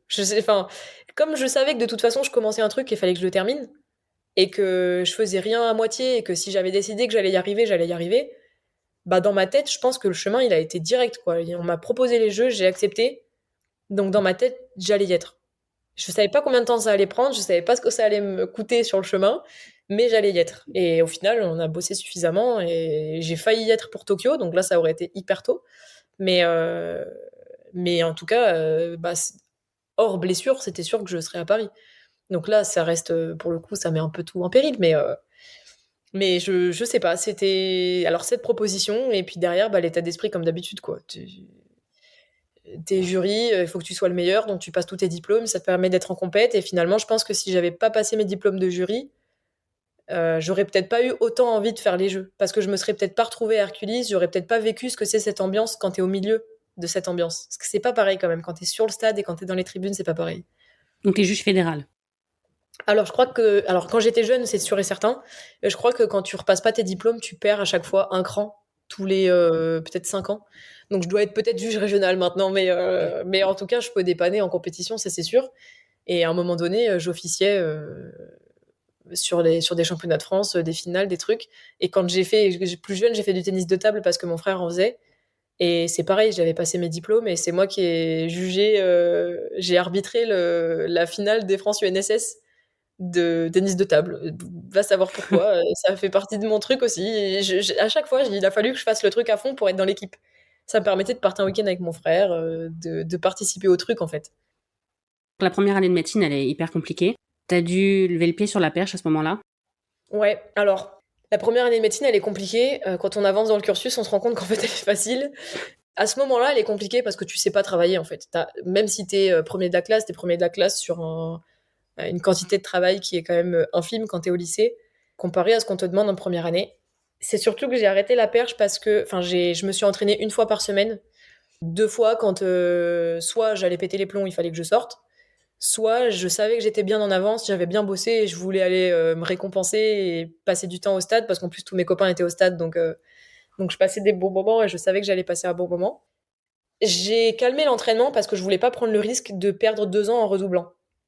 Donc on s'était dit, j'ai payé une prépa, on a calmé l'entraînement, on a fait, alors par contre, j'avais mes fiches et je révisais en faisant de la proprio, des abdos sur le ballon. J'étais à 2 doigts d'acheter un tapis pour me dire, je fais des footings pendant que je révise mes fiches. En fait, j'ai passé une année à faire tout l'extra perche que tu peux faire, toute la prévention, tout. Et je me suis flinguée un psoas en faisant trop d'abdos. C'est ce que je pensais pas possible. À un moment donné, j'ai appelé Seb et je lui ai dit, tu penses que je peux m'être blessée en faisant trop de gainage, en fait, à mon bureau, la chaise, c'était plus une chaise, c'était la Swiss ball. Donc j'étais en arrière tout le temps avec mes fiches en équilibre, à essayer de tenir le truc. Je me coinçais sous mon bureau et je faisais des renversés sur le ballon. Enfin, c'était un peu n'importe quoi mes révisions. Et en même temps, j'ai gagné beaucoup de temps sur tous ces trucs-là. Et je savais que je révisais suffisamment pour l'avoir en une seule fois. Et ce que je voulais, c'était pas perdre de temps en devant faire 2 ou 3 années de mes première année. Si je mettais tout dans le bon sens en un coup, je préférais faire moins d'entraînement un an et pouvoir reprendre à fond en deuxième année que faire de la moitié pendant un an, mais du coup, t'as pas ton concours, donc il faut que tu y retournes, donc tu continues à faire encore de la moitié. Là, au moins, on a mis le package sur cette année-là. Je m'entraînais beaucoup moins. J'ai quand même réussi à faire une compète. Je me suis qualifiée aux France parce que c'était les bilans à l'époque, donc j'avais fait 3,83, je crois, sur une compète en one shot. J'avais des concours blancs le samedi matin et le samedi après-midi, il y avait une compète. Et mon samedi après-midi, quoi qu'il arrive, c'était un repos que l'après-midi des concours blancs. Et j'avais dit à Seb, vas-y, je viens à la compète, ça te dit, on saute. Au moins, c'est rigolo, tu vois, ça me coupe. Moi, dans mon année, je me dis, enfin, c'est trop chouette, quoi. Je peux remettre un maillot de club, même si je suis nulle, c'est pas grave. Juste. Et en fait, je pense que j'étais tellement contente. J'avais un record à 3,95 et je fais 3,83. Donc, c'est comme si là maintenant je faisais 4,60 en reprise après un an de quasi rien. Donc c'était un peu n'importe quoi. Et à la fin du concours, on s'est regardé, on s'est dit, mais attends, ça passe pour les France là. Et donc on a pris un billet d'avion et je me suis dit, qu'est-ce que c'est un week-end dans toute mon année, vu les résultats du concours du premier semestre. J'avais cartonné, je savais que je travaillais bien, j'avais une méthode de travail du deuxième semestre qui était, on pouvait pas faire mieux. qu'est-ce que c'était de faire un week-end, on partait le samedi matin, je sautais le samedi soir, le dimanche matin, on était rentrés. Moi, ça me changeait quasi rien. Donc, on a fait les France, je crois que j'avais fait 6e ou 7e, mais je m'étais éclatée. Et dans l'avion, je révisais. De toute façon, je pense que j'avais compris que ça allait être mon quotidien pendant un moment de réviser dans l'avion. Et finalement, ça a payé parce que le concours était en mai, mi-mai, le dernier. Le lendemain, je partais pour Aix-les-Bains en bus pour les interclubs. Et j'étais dans l'équipe 1 encore, malgré la médecine, ils avaient estimé qu'avec 3,95, j'allais quand même être dans l'équipe 1. Et j'arrive à Aix-les-Bains, j'ai pas dormi de tout le bus, on avait 7 ou 8 heures de bus. Je me suis endormie 20 minutes avant d'arriver à l'hôtel. Et le lendemain, je fais 3,90, avec un record à 3,95 à l'époque. Donc là, on se dit, mais qu'est-ce que je viens de faire? Juste sur le nerveux et le te dire, c'est incroyable, je viens de passer mon concours, j'ai fini, je vais avoir mon année, parce que je savais que j'allais l'avoir. Maintenant, c'est que le sport, quoi. Si je veux faire que ça, je peux. Bah, du coup, je me suis libérée complet et j'ai fait 3,90 et cet été-là, avec 2 mois de prépa, 2 mois et demi, je fais mes premiers 4 mètres et je gagne les France. Pour la première fois, je gagne les France. J'avais jamais fait de médaille et j'ai gagné les France juniors à Évry. Et c'était la première fois. Je m'étais dit, j'arrive underdog, quoi. Je suis clairement outsider et j'ai rien à perdre, en fait. Et Seb, il m'avait dit, de toute façon, t'as rien à perdre. Dans tous les cas, c'est ce que je me disais en bout de piste. Au pire, je fais quoi? Je passe pas ma barre, de toute façon, je vais être médecin. En fait, dans ma tête, je m'étais enlevé une pression de me dire, il y a des choses plus graves dans la vie, il y a des choses plus importantes. Là, tout de suite, c'est hyper important pour moi. Mais en même temps, enfin, je veux dire, j'ai réussi à plier un concours, une compétition contre 1500 personnes. Et je l'ai réussi, en fait, j'ai gagné. Donc, là, on est 12. Qu'est-ce qui va m'arriver, en fait? Et de me dire ça, ça m'a pas mal aidé. Et surtout à ce moment-là où l'état d'esprit quand t'es jeune, en compète et tout, ça peut être plus dur. Je me suis dit, qu'est-ce qui va m'arriver? On est 1000 fois moins. On est 100 fois moins. Au pire, quoi. Au pire, je suis 12e. Bah là, j'étais 72e au concours ou 64 et j'étais hyper contente. Donc c'est que on s'en fiche. Et puis le concours passe, ça avance, ça avance. À un moment donné, je me dis, attends, et j'ai une médaille là, c'est sûr. Donc je me dis, truc de fou, j'ai jamais eu de médaille et tout, c'était un truc de dingue. Et là, aux essais, ça me fait comprendre que je suis deuxième dans tous les cas et qu'il reste plus que la dernière qui n'avait pas encore commencé son concours. Et elle fait 0. Et là, je regarde les tribunes, je me dis, là, je viens de gagner. Enfin, c'était un truc de fou et je me dis, bah, le même été, j'ai eu mon concours en médecine, j'ai eu mon permis, j'ai eu mon code, je gagne les France pour la première fois et je fais mes premiers 4 mètres. Je me suis dit, là, cette année-là, elle est jackpot pour moi, quoi. Et c'était surtout que tous les choix qu'on avait fait de se dire, un an, tu t'entraînes moins, voire quasi pas, c'était pas grave et ça a payé. Et encore une fois, le mental, il fait le travail. J'ai entendu dire dans une interview que tu avais choisi médecine parce que tu voulais faire un métier qui servait à quelque chose. Ouais. Est-ce que tu te poses parfois la question du sens du saut à la perche? Ah, ça sert à rien. Clairement, hein, des fois, on dédramatise comme ça. Avec Ninon, on a ce truc-là de se dire, en fait, on saute avec un bâton par-dessus un autre bâton qui est dans l'autre sens. Ce qu'on fait n'a aucun sens, quoi. Mais juste, on a décidé qu'on allait être les meilleurs du monde. Donc, là où c'est important, c'est que par contre, je me rends compte maintenant, c'est pas tellement mon sport qui a du sens. Ce que je fais, entre guillemets, ça sert à rien. Par contre, les à côté de ce que ça peut inspirer chez des jeunes, du discours que tu peux tenir, alors pour moi personnellement, évidemment, le sport, c'est l'école de la vie, mais j'avais pas besoin d'être aux Jeux Olympiques pour avoir cette éducation sportive. Déjà avec les compètes quand j'étais jeune et en faisant les régionaux, le fait de t'entraîner tous les jours, quel que soit ton niveau, c'est l'école de la vie. Le fait d'apprendre à perdre, d'apprendre à gagner, de pas prendre le boulard, de tous ces trucs-là, le respect, le fair play, c'est quel que soit ton niveau, tu vas l'apprendre. Par contre, à partir d'un certain niveau, ce que tu fais, c'est regarder. Et donc, c'est une possibilité pour toi en fait, ta voix, elle est un peu plus entendue. Donc là, ça a un intérêt de pouvoir prôner le sport féminin, le fait que tu peux faire des études qui sont hyper exigeantes et faire du sport, que tu peux inspirer des jeunes, que la blessure, c'est une chose, mais tu peux revenir, qu'il n'y a jamais rien qui est perdu. C'est des trucs qui sont hyper importants dans la vie de tous les jours, que nous, on a un peu de façon innée. Enfin, en tout cas, ça fait partie de notre quotidien quand on est athlète à ce niveau-là. Et on se rend compte qu'il y a des gens à 40 ans, ils galèrent encore à trouver la motive le matin, à se dire comment on fait un projet de groupe. Nous, c'est des choses, en fait, on a appris ça sur le tas, en fait. Et à 15 ans, on savait gérer un projet de groupe, on savait beaucoup de choses, du respect, de l'assiduité, de se mettre les deux pieds dans un projet et d'y aller jusqu'au bout. Et en fait, on peut apprendre beaucoup de choses aux autres et on peut transmettre beaucoup de choses que ce soit de la motivation, de l'envie d'inspirer des jeunes, que ce soit à faire des études ou même des moins jeunes à se dire, mais en fait, certes, je travaille et je fais 8h, 19h. Qu'est-ce qui m'empêche de faire un truc à côté? Qu'est-ce qui m'empêche de prendre du temps pour moi? Qu'est-ce qui m'empêche de me dire, bah, je suis une fille et alors? Parce qu'il y a quand même beaucoup de choses comme ça. Moi, quand j'étais petite, enfin, je me rappelle, je mettais les caleçons de mon frère, je m'en fichais, et je mettais des pantalons, mais parce que c'était plus facile d'être un garçon, en fait. Dans ce que j'avais envie de faire moi, de jouer au foot, de jouer à la bagarre, d'être pas avec du vernis. Alors j'ai quand même un peu changé maintenant, mais à ce moment-là, j'étais hyper garçon manqué et parce que c'était plus facile pour moi, je pense, d'avoir ce caractère en étant garçon manqué. Et c'est justement le truc que j'essaie de montrer maintenant avec l'image qu'on a et les réseaux sociaux, le fait que ce soit médiatisé, qu'on ait la parole dans les médias, c'est de se dire le sport en lui-même que je fais ne sert à rien, mais le niveau que j'ai me permet d'avoir un discours qui va être entendu, de se dire bah qu'est-ce qu'on s'en fiche que tu sois une fille? Si t'as envie de jouer à la bagarre, bah t'es une fille, tu joues à la bagarre. Et si t'as envie de jouer au foot et que t'es une fille, c'est pareil. Et ça, d'être une fille, ça t'empêche pas de faire des grandes études, ça t'empêche pas d'être ingénieur si t'as envie. Moi, je le sentais quand même encore beaucoup quand on était jeune. Alors j'espère que ça change au fur et à mesure. J'ai l'impression que ça change quand même. Mais j'avais cette sensation encore que parce que t'es une fille, tu peux pas faire tout ce que tu veux. Ou en tout cas, on va te...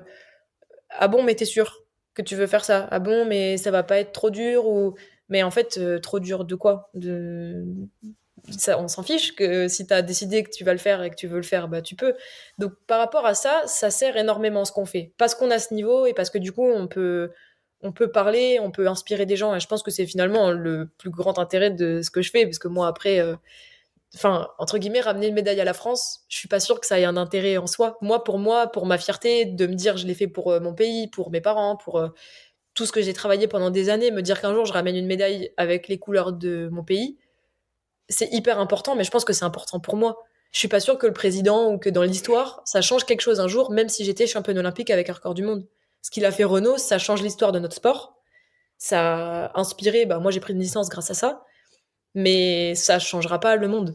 Et quoi qu'il arrive, on changera pas le monde avec notre sport à proprement parler. Par contre, sur tous les à côté, ce qu'on peut faire, si on le prend bien en charge, je pense qu'on peut faire des choses intéressantes. Il y a quelques jours, j'ai rigolé parce que je parlais avec quelqu'un qui a rien à voir avec le sport. Je sais que j'étais allée à Glasgow et elle me disait que par hasard, elle était tombée sur la compète à la télé. Et elle dit, j'ai vu un sport. Alors, c'était un truc, en fait, ils courent, ils ont un bâton dans les mains et puis après, ils plantent le bâton et puis ils passent au-dessus, il y a une barre horizontale et elle découvrait complètement. Je trouvais ça intéressant d'avoir la perspective de quelqu'un qui connaît absolument rien et qui découvre le sport et qui se... Ah bah oui, oui, et puis c'est très bien résumé finalement, parce que c'est vraiment, c'est que ça. Alors j'ai appris, je pense, à m'en rendre compte une fois que j'ai été en médecine et que j'ai commencé les stages. Parce que quand tu es en stage en soins palliatifs ou en cancéro, tu te rends compte qu'en fait ce que tu fais dans la vie, ça a beau être ton métier, ça reste un loisir.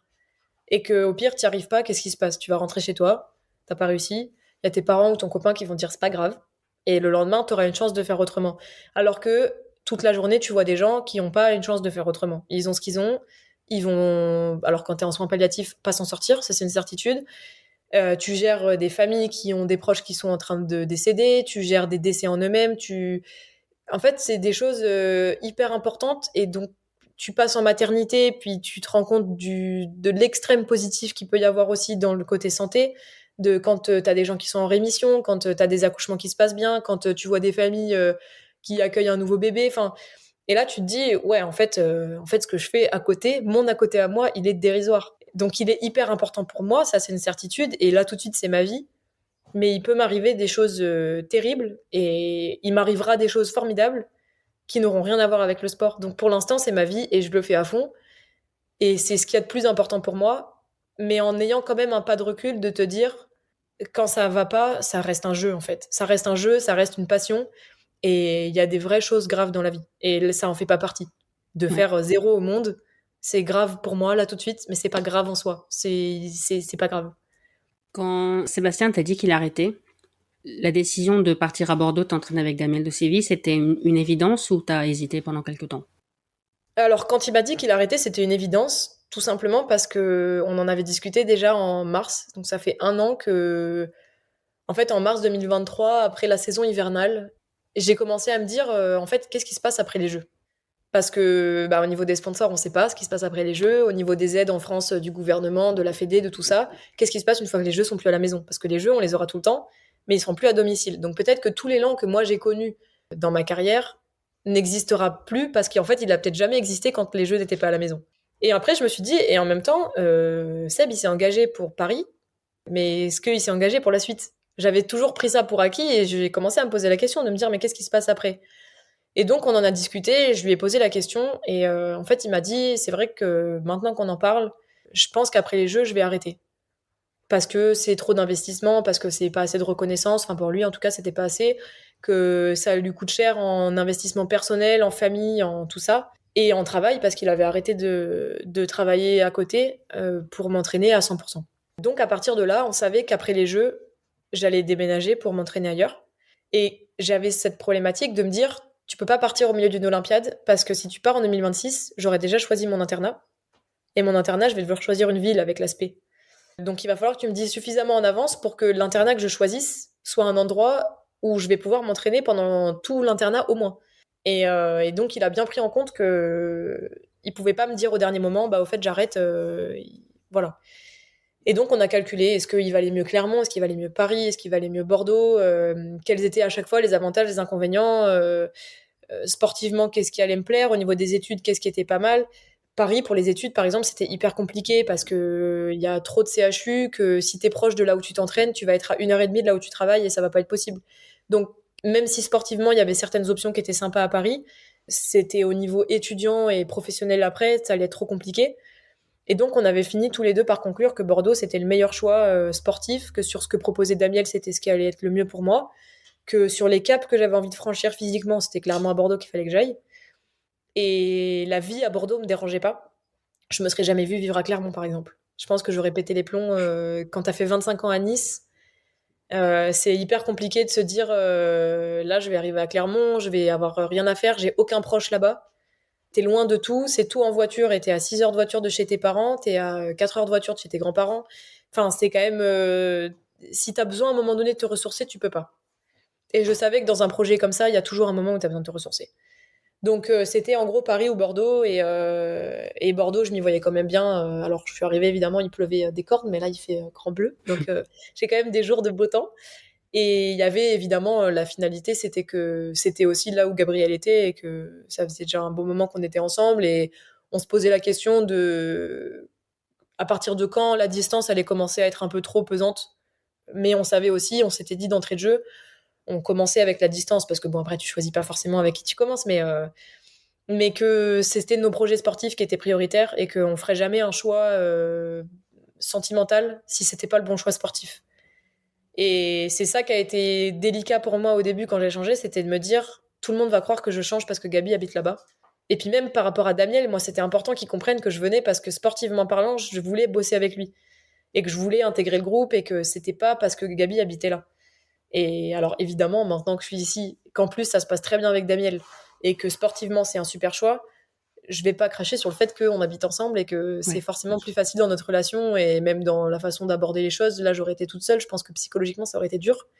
Là, voilà, t'es avec tes proches, je retrouvais la famille de Gabi aussi en arrivant, donc je laissais mes parents, mais je trouvais d'autres parents aussi, donc c'est quand même beaucoup plus facile de se projeter. Donc finalement, moi je pensais faire ça après les Jeux et aller jusqu'à Paris avec Seb. Damiel était au courant, il était d'accord. MJ, on en avait discuté aussi, il n'y avait pas de souci pour qu'on s'entraîne ensemble. Et puis en fait, après Budapest, Seb m'appelle et me dit je vais pas aller jusqu'à Paris, j'arrête maintenant. Donc là, un peu coup de massue quand même sur le moment parce que tu dis le gars, il s'est engagé jusqu'au jeu. Moi, dans 9 mois, j'ai les jeux et là, j'ai plus de coach.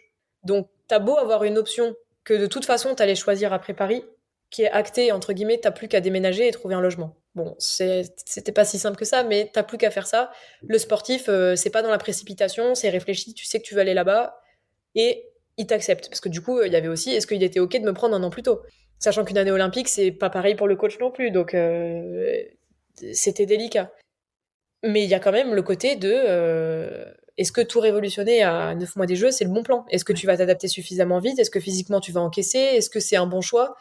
Si tu te changes en 2024, t'as 4 ans pour t'acclimater. T'as 4 ans pour revenir sur ta décision si c'était pas le bon truc. T'as du temps. Là, t'as pas le temps. Donc, c'était quand même pas mal de stress jusqu'à ce que je remette un pied sur la piste. Jusqu'à partir du moment où je suis arrivée à Bordeaux et j'ai mis des baskets et je suis allée m'entraîner, il y avait plus de stress parce que tu es à nouveau dans ce que tu fais, tu es dans ton projet et tu sais pas comment tu vas réagir, mais en même temps, tu sais que t'as pas le choix et que tu vas réagir bien. Donc, et puis la preuve, c'est que ça s'est hyper bien passé cet hiver. Il y a une régularité de fou qui s'est installée. C'est d'autant plus ça qui est rageant que ça se passe maintenant. C'est que c'est un peu au moment où tu te dis, là, je fais le meilleur hiver de ma vie, alors que ça fait que quelques mois qu'on travaille ensemble. J'ai pas pu faire de vraie prépa complète parce que je suis arrivée en novembre. Donc, t'as entamé déjà septembre-octobre qui n'existe pas en prépa physique. Et là, j'attendais que ça, c'était de me dire, je vais pouvoir faire une vraie saison complète. Et quand je vois déjà ce que ça avait donné avec une saison entamée, physiquement, je m'étais dit, trop chouette, là, on va avoir, à partir de mars jusqu'à fin août, fin septembre, plein pot, on va pouvoir voir ce que ça donne physiquement, les caps que je vais franchir et tout. Et du coup, bah non, parce que bah là, physiquement, je vais pas pouvoir reprendre la prépa. Ça va être entamé aussi, donc je vais devoir attendre encore une saison pour voir ce que ça donne. Mais disons que le choix par rapport à Seb, il a été fait rapidement parce qu'il y avait une question de timing. Le changement a été fait rapidement, mais le choix, il a été fait bien en amont et pas du tout dans la précipitation parce qu'on pensait que ce serait pour après les Jeux, en fait. Et là, le fait d'être blessé à gauche, ça change quelque chose? C'est pire ou c'est moins pire, Ouais, entre guillemets? c'est pire dans le sens où c'est mon pied d'impulsion. Donc, je pense que forcément, ça va me compliquer les choses à un moment donné. Alors là où j'ai un avantage, c'est que j'ai pas de pied à la base. C'est pas du tout ma force. Donc, je vais certainement garder un peu de raideur de cheville. Même en faisant une rééducation top, il y a des chances pour que ma cheville, je la récupère pas comme elle était. Valentin a pas récupéré son pied comme il était. Mais tu travailles dessus, tu acceptes qu'il y a plein de moments où tu vas serrer les dents. Et disons que je perds pas une grande force. Si jamais je récupère pas ma cheville ou mon pied comme il était avant, c'était une faiblesse, bah ce sera toujours une faiblesse, en gros. Donc, et puis peut-être qu'aussi que de travailler autant sur ce pied-là, parce qu'il va falloir qu'on le récupère, parce qu'il va falloir que je récupère en raideur, qu'il va falloir que je le remuscle, que tout ça, bah si ça se trouve, ce sera un taf qu'on n'avait pas fait avant parce qu'on n'y avait pas pensé, et que de travailler sur mon pied d'impulsion énormément, ça va m'aider pour la suite. Donc c'est stressant parce que tu dis, c'est le pied qui va prendre peut-être le plus d'impact quand on fait des foulées bondissantes, quand on fait du travail d'impulsion, quand on fait de la plio, c'est ton pied qui est le plus fort, donc forcément, une fois que musculairement tu récupères, tu vas mettre forcément plus d'énergie dessus que sur le pied droit. Est-ce que l'os va tenir? Après, il y a 3 vis dedans. L'os en lui-même, il va tenir. Ça, il y a aucune. C'est sûr et certain, ça peut pas se déceler. Enfin, ça peut, mais c'est infime. Une fois que la rééduque est faite, je pense que c'est plus de l'appréhension que du stress, de se dire c'est sur ce pied-là que je vais sauter. Mais là, j'ai encore mal au pied, donc forcément, je stresse, j'ai le pied dans une botte, je me vois pas du tout, là, avec une perche en train de sauter. Mais il va y avoir des étapes, je vais apprendre à marcher, à courir, ensuite je vais me rendre compte que j'ai plus de douleur, que en mettant de plus en plus d'intensité dans les impulsions, j'ai plus de douleur. Après, une fois que tu peux courir et sauter, tu prends une perche, c'est facile. Le reste, entre guillemets, je sais faire. Mais oui, c'est forcément une appréhension un peu plus importante de se dire, en plus, c'est mon pied d'impulsion, quoi. J'ai pas fait à moitié. Ouais. Il y a une époque où t'arrivais plus à piquer, non? Ça m'est arrivé en 2019 pendant, ouais, 2-3 mois. L'hiver 2019. Et comment ça s'est réglé tout ça? Alors au début, t'as pas mal de... Je pense que t'as une bonne phase de déni quand même quand ça t'arrive, surtout quand c'est pas ton caractère et que ça t'est jamais arrivé. Quand tu piques pas toute l'année, bon bah tu piques pas toute l'année. Mais quand ça t'arrive jamais, que c'est ta force et que là d'un coup tu n'arrives plus à sauter, au début t'accuses un peu tout le monde. C'est-à-dire que c'est pas toi, c'est la perche, après c'est les marques, t'es beaucoup trop loin, t'es beaucoup trop près. Oui, mais le coach, en même temps, dis-moi quelque chose, sinon je peux pas réussir, donne-moi une consigne, machin. T'essayes de mettre la faute sur tout le monde sauf toi, et puis un jour tu percutes qu'en fait, en fait, t'arrives pas à piquer. Et là, c'est un peu. Franchement, pour l'instant, je me dis que c'était peut-être plus dur cette période-là que ce que je vis maintenant. Parce que là, je sais ce que j'ai à faire. Hmm. Il y a une partie d'incontrôlable de est-ce que ça va se consolider, est-ce que je vais cicatriser, est-ce qu'il y aura une nécrose ou pas. Ça, je peux pas choisir, ce sera de la génétique. Mais quand tu piques pas, tu sais pas pourquoi tu piques pas, en fait. Donc, tu peux pas faire un débrief de dire sur quoi je vais agir et comment je vais ressauter. Donc, tu es là tous les jours à te dire non, mais t'inquiète, la prochaine fois, j'y arrive. Mais la prochaine fois, tu n'y arrives pas, en fait. Donc, du coup, tu dis non, mais la prochaine fois, j'y arrive et la prochaine fois, j'y arrive. Je savais que j'allais ressauter un jour et je savais que j'allais finir par trouver le truc. Mais tant que tu l'as pas trouvé, t'as quand même une partie de ta tête qui te dit, mais si ça se trouve, t'es complètement dans l'illusion de te dire, pour garder le cap, je vais y arriver, alors qu'en fait, tu vas pas y arriver. Et que tu as des exemples de sportifs qui ont arrêté leur carrière parce qu'ils n'arrivaient plus à piquer. Et ce qui était dur, c'est de même pas me dire, j'arrive pas à dire que j'avais peur. C'était pas de la peur, j'avais pas la tête à ça en fait. Enfin, c'est hyper particulier parce que sur le moment, t'as l'impression que t'as peur. Et en même temps, c'est pas vraiment de la peur. Et a posteriori, je me rends compte que j'ai réglé mes problématiques perso. J'avais des trucs qui étaient dans l'air à ce moment-là. J'ai tout envoyé valser. J'ai dit, vous savez quoi, vous me cassez les bonbons. Moi, mon sport, c'est important. J'ai envoyé péter tout le monde. J'ai réglé tout ce que j'avais à régler et je suis revenue au stade et j'ai dit à Seb, je refuserai jamais plus un saut. Et j'ai plus jamais refusé un saut. Alors, si t'es beaucoup trop loin ou beaucoup trop près et qu'il y a vraiment une notion de danger. Mais du jour au lendemain, j'ai repris une perche et je savais qu'en ayant réglé cette problématique, j'avais réglé toutes mes problématiques. C'est pas un sport que tu peux faire à 50%. Et tu peux visiblement même pas le faire à 90%. Nous, quand on nous dit ouais, mais là, tu fais zéro, mais pourquoi tu prends pas une perche plus souple? Pourquoi tu cours pas un peu plus tranquille? Parce que ça n'existe pas, la perche, en fait. Même sur élan réduit, t'es à fond. Et là, même sur des perches qui pliaient pas, quand je faisais du métallique, du 4 foulées, du 2 foulées, j'étais capable de pas piquer sur 2 foulées.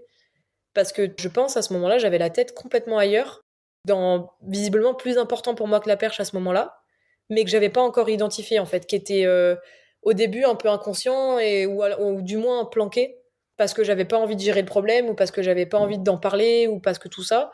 Et puis, à un moment donné, tu prends le truc à bras-le-corps et tu te dis, bon, c'est bon, là, parce que c'est dur en plus, parce que le truc qui te fait le plus plaisir au monde de faire ta passion, de sauter, de t'éclater quand tu fais ton truc, tu t'amuses plus parce que du coup tu sautes plus. Donc c'est rigolo, la muscu, le sprint, tout ça c'est sympa. Mais je fais de la perche, donc ce qui m'amuse c'est la perche. Et ce qui me fait vraiment vibrer c'est de sauter, c'est des sensations quand tu sautes, c'est ce goût du risque. Tu te dis ah là j'ai fait un truc de fou, vas-y j'y vais, je suis une folle. Et là tu peux plus en fait parce que le vas-y j'y vais, je suis une malade, bah en fait il va pas. Tu perds en plus cette partie-là de toi qui fait que t'as toujours fonctionné, là ça fonctionne plus. Oui. Donc c'est hyper, franchement, c'est très très dur cette période. Alors quand c'est passager, je pense que c'est encore plus dur parce que t'as pas cette habitude. Enfin, c'est violent quoi, c'est d'un coup. Tu sautes, d'un coup tu sautes plus et du coup, mon Dieu, qu'est-ce qu'on fait quoi? T'es complètement démuni. Et puis finalement, ça se remet dans l'axe. Et ce qu'on m'avait dit Seb à cette époque, c'était parce qu'il avait en plus le stress lui d'avoir arrêté sa carrière comme ça. Il a arrêté de sauter jeune parce qu'il avait peur de sauter, il n'arrivait plus et donc il a jamais passé le cap. Donc quand j'ai commencé moi à faire ça, il s'est dit mon Dieu, là pour le coup, c'est sa force. Ah bah si elle a plus ça, elle a plus rien parce que j'étais toujours pas à courir en 10 secondes au 100 et à être hyper costaud en haltéro. Donc si j'avais plus mon mental, j'avais plus grand-chose à cette époque. Et il avait hyper peur parce que le coach peut pas faire grand-chose, t'essayes de mettre en place des choses, mais tant que c'est pas dans la tête de l'athlète, c'est pas dans la tête de l'athlète. Donc il fallait prendre son mal en patience et en même temps il fallait rassurer Seb et il essayait de me rassurer aussi et en même temps il n'était pas du tout rassuré, donc c'est difficile de rassurer quelqu'un quand tu flippes. Ouais. Et il m'a dit t'es passé au-dessus de ça, il pourra plus rien t'arriver. Là maintenant ça veut dire que même si un jour ça t'arrive à nouveau, tu vas pouvoir trouver les armes pour savoir que tu peux t'en sortir. Et il m'a dit la blessure après c'est du médical quoi. Enfin je veux dire à moins que tu tombes, tu te fasses un coup du lapin et tu finis en fauteuil, là forcément faire de la perche ça devient compliqué. Mais la blessure en soi qui fait que tu peux revenir faire de la perche un jour, bah c'est du temps, c'est tout, c'est du temps, c'est adapter l'entraînement, faire d'autres choses, la convalescence. Mais la blessure psychologique, on sait pas comment la prendre en charge vraiment. Donc si tu arrives à t'en sortir comme ça, derrière il y a rien qui peut t'arrêter ta carrière à part du physique définitif quoi. Donc c'était chouette. Moi, je l'avais vu comme une belle victoire de me dire ouais, là, je crois que je viens de réussir le truc le plus dur pour un perchiste. Et ben, j'ai passé le cap et donc il y a plus rien qui peut m'arrêter. Est-ce que, de façon générale, tu penses que tu as une qualité qui te dessert? Ah bah là, clairement, mon mental, parce que exactement dans cette situation, j'ai le pied cassé parce que j'ai pas refusé le saut. Si j'étais comme 90% des perchistes, j'aurais été trop loin, j'aurais pas piqué. Parce que j'aurais été vraiment trop loin et ça aurait été potentiellement dangereux, donc j'aurais eu peur, donc je ne l'aurais pas envoyé le saut. Là, je me suis dit, de toute façon, maintenant que je suis là, je vais l'envoyer. Ça m'est déjà arrivé de récupérer des sauts trop loin, ça m'est déjà arrivé de récupérer des sauts beaucoup trop près. Et de toute façon, la chute, elle fait partie du truc. Et 99% du temps, je me suis jamais blessée sur une chute, donc c'est qu'il n'y a pas tellement de danger. En tout cas, il est maîtrisé. Si à ce moment-là, je pique pas, ou si je fais 0 à 55, on n'est pas en train de discuter de ça dans le podcast. Ouais. Donc, je pense que c'est une énorme force 99% du temps. Par contre, c'est aussi quelque chose qui peut te mettre en danger parce que d'aimer ce risque-là et de le prendre à chaque fois, même quand c'est pas forcément. Disons que tu as plus de mal à faire la distinction entre celui-là, il faut pas que je l'envoie parce que c'est dangereux, et celui-là, il faut pas que je l'envoie parce que j'ai eu un peu peur. Le j'ai eu un peu peur, moi je le shun complet et je me dis non, attends, j'ai un peu peur, mais on est où là? On n'a pas peur ici, donc on l'envoie. Alors que le c'est dangereux, je m'en rends compte quand c'est vraiment dangereux. Sauf qu'il y a un entre-deux où il aurait pas fallu l'envoyer. Où il aurait fallu se rendre compte que la fatigue, elle était peut-être un peu importante et que ça devenait risqué, que ce saut-là ou cette perche-là, j'étais peut-être pas encore en mesure de la gérer. Donc, tu prends le risque à chaque fois. Et c'est très chouette parce que si je prends pas ce risque à chaque fois, je fais jamais 71. Et il y a des trucs, je les aurais jamais tentés et je pense que je me serais même jamais accrochée pour en finir à ce niveau-là, vu d'où je partais. Mais par contre, du coup, j'en paye les conséquences là tout de suite. Parce que si je le pique pas, ce saut, on n'en reparle même pas. Ouais. Alors que là, je me casse le pied dessus et potentiellement, je fais pas les jeux. Et dans le petit pourcentage de chance, peut-être ma carrière, elle s'arrête maintenant et j'ai pas du tout fait ce que je voulais faire en objectif sportif. Mais bon, pour l'instant, ça m'a apporté beaucoup plus de positif que de négatif. Donc, si on travaille bien avec mon prep mental, je suis pas sûre que ce soit quelque chose que j'enlève dans ma façon de voir les choses en reprenant la perche. Je pense que j'apprendrai à chuter encore mieux que ce que je faisais. Et que sur des tapis de championnat, ça m'aura appris qu'il faut faire hyper attention et que tu retombes pas debout sur un tapis qui est dur. Mais je suis pas sûre que ce soit intéressant pour moi de reprendre la perche si c'est pour ne plus avoir cet état d'esprit et pour ne plus me dire je tente le tout pour le tout. Ouais. Je pense que j'ai entendu Katie Moon dire dans une interview qu'en général, c'est ses 4e, 5e et 6e sauts d'un concours qui sont les meilleurs. Est-ce que c'est la même chose pour toi? Ouais, je pense qu'on en est à peu près tous. Renaud avait fait à peu près le même calcul, il me semble. Je crois qu'il dit ça dans son livre. Alors, en fait, le truc, c'est que dans un concours, oui, à l'entraînement, moi, ça va être potentiellement les derniers au bout d'une heure et demie, sachant que je fais des très bons sauts au début et je fais des très bons sauts à la fin. Et entre-temps, j'ai un peu un creux. La problématique, c'est que dans un concours, t'arrives pas à une heure et demie d'entraînement avec 25 sauts. Donc, t'as que les sauts du début pour t'exprimer. En gros, oui, c'est un peu ça. Alors, la question, c'est est-ce qu'elle compte les sauts d'échauffement ou pas? C'est une question qu'on se pose. Souvent, je fais des très bons sauts à l'échauffement. Est-ce que ça vaut le coup de s'échauffer beaucoup moins? De partir, juste voir ce que tu donnes physiquement, te rendre compte que tu es en forme, tu commences avec telle perche. Quitte à commencer peut-être un peu plus bas. Mais de te dire, tu fais ton échauffement dans le concours. Les Américains font beaucoup ça, mais les Américains, ils sautent énormément. Kendricks, lui, je pense qu'il a décrété que son meilleur saut, c'était le 15e. Donc, il fait 10 sauts à l'échauffement, il fait toutes les barres dans le concours, il fait pas d'impasse. C'est très personnel et franchement, je pense que pour moi, 4-5 sauts pour avoir le meilleur, ouais, ça peut être juste à peu près, ouais. Parce qu'il y a la fatigue aussi qui joue, parce que je sais qu'à Ouais. à Budapest, quand Katie Moon partage la médaille avec Nina Kennedy, elle dit qu'une des raisons qui ont fait qu'elles toutes les deux, elles ont décidé de pas faire le barrage, c'est qu'elles sentaient que physiquement elles étaient cramées et qu'elles commençaient à être un peu moins lucides et que c'était risqué de continuer à sauter. Moi, sur ce partage de médailles, je suis un peu partagée parce que c'est risqué, mais si tu penses que tu prends un risque, bah tu piques pas. Donc ça fait partie de notre sport. C'est comme si on arrêtait un concours parce qu'il y avait ou qu'on partageait tous les médailles parce qu'il pleuvait ou parce qu'il y avait du vent de côté.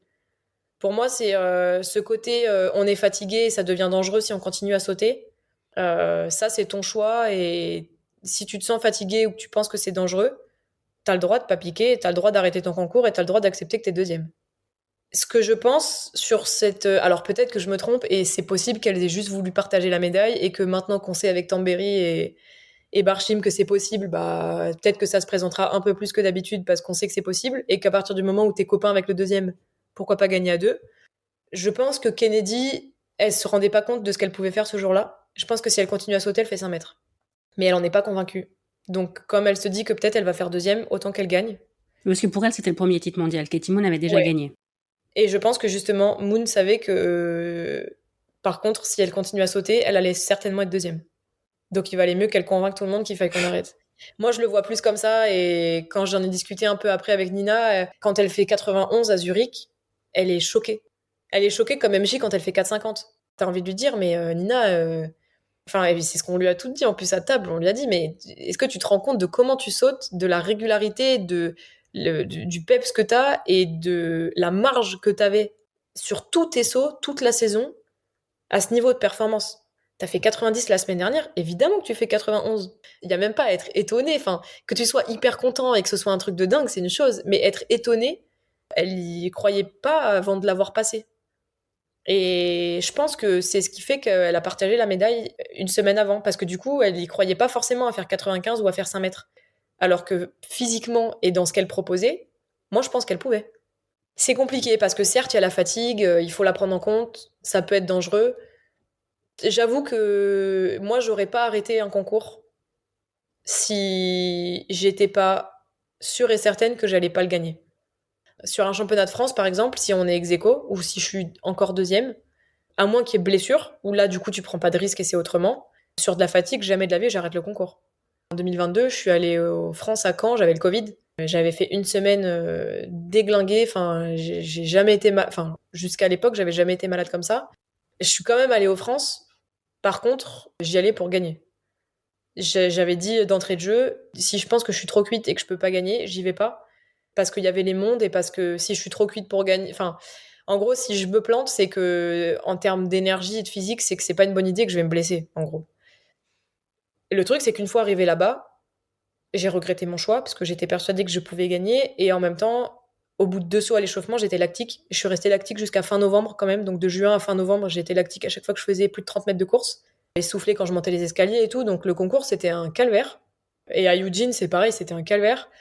Le truc, c'est que il restait MJ dans le concours. Et j'avais fait 50, mais elle aussi. Aux essais, c'était bon. Mais vu son 50, il y avait un monde dans lequel elle faisait 55 ou 60. Donc tant que c'était pas terminé, j'allais sauter. J'étais KO et potentiellement je passais pas 55, je l'ai pas passé d'ailleurs.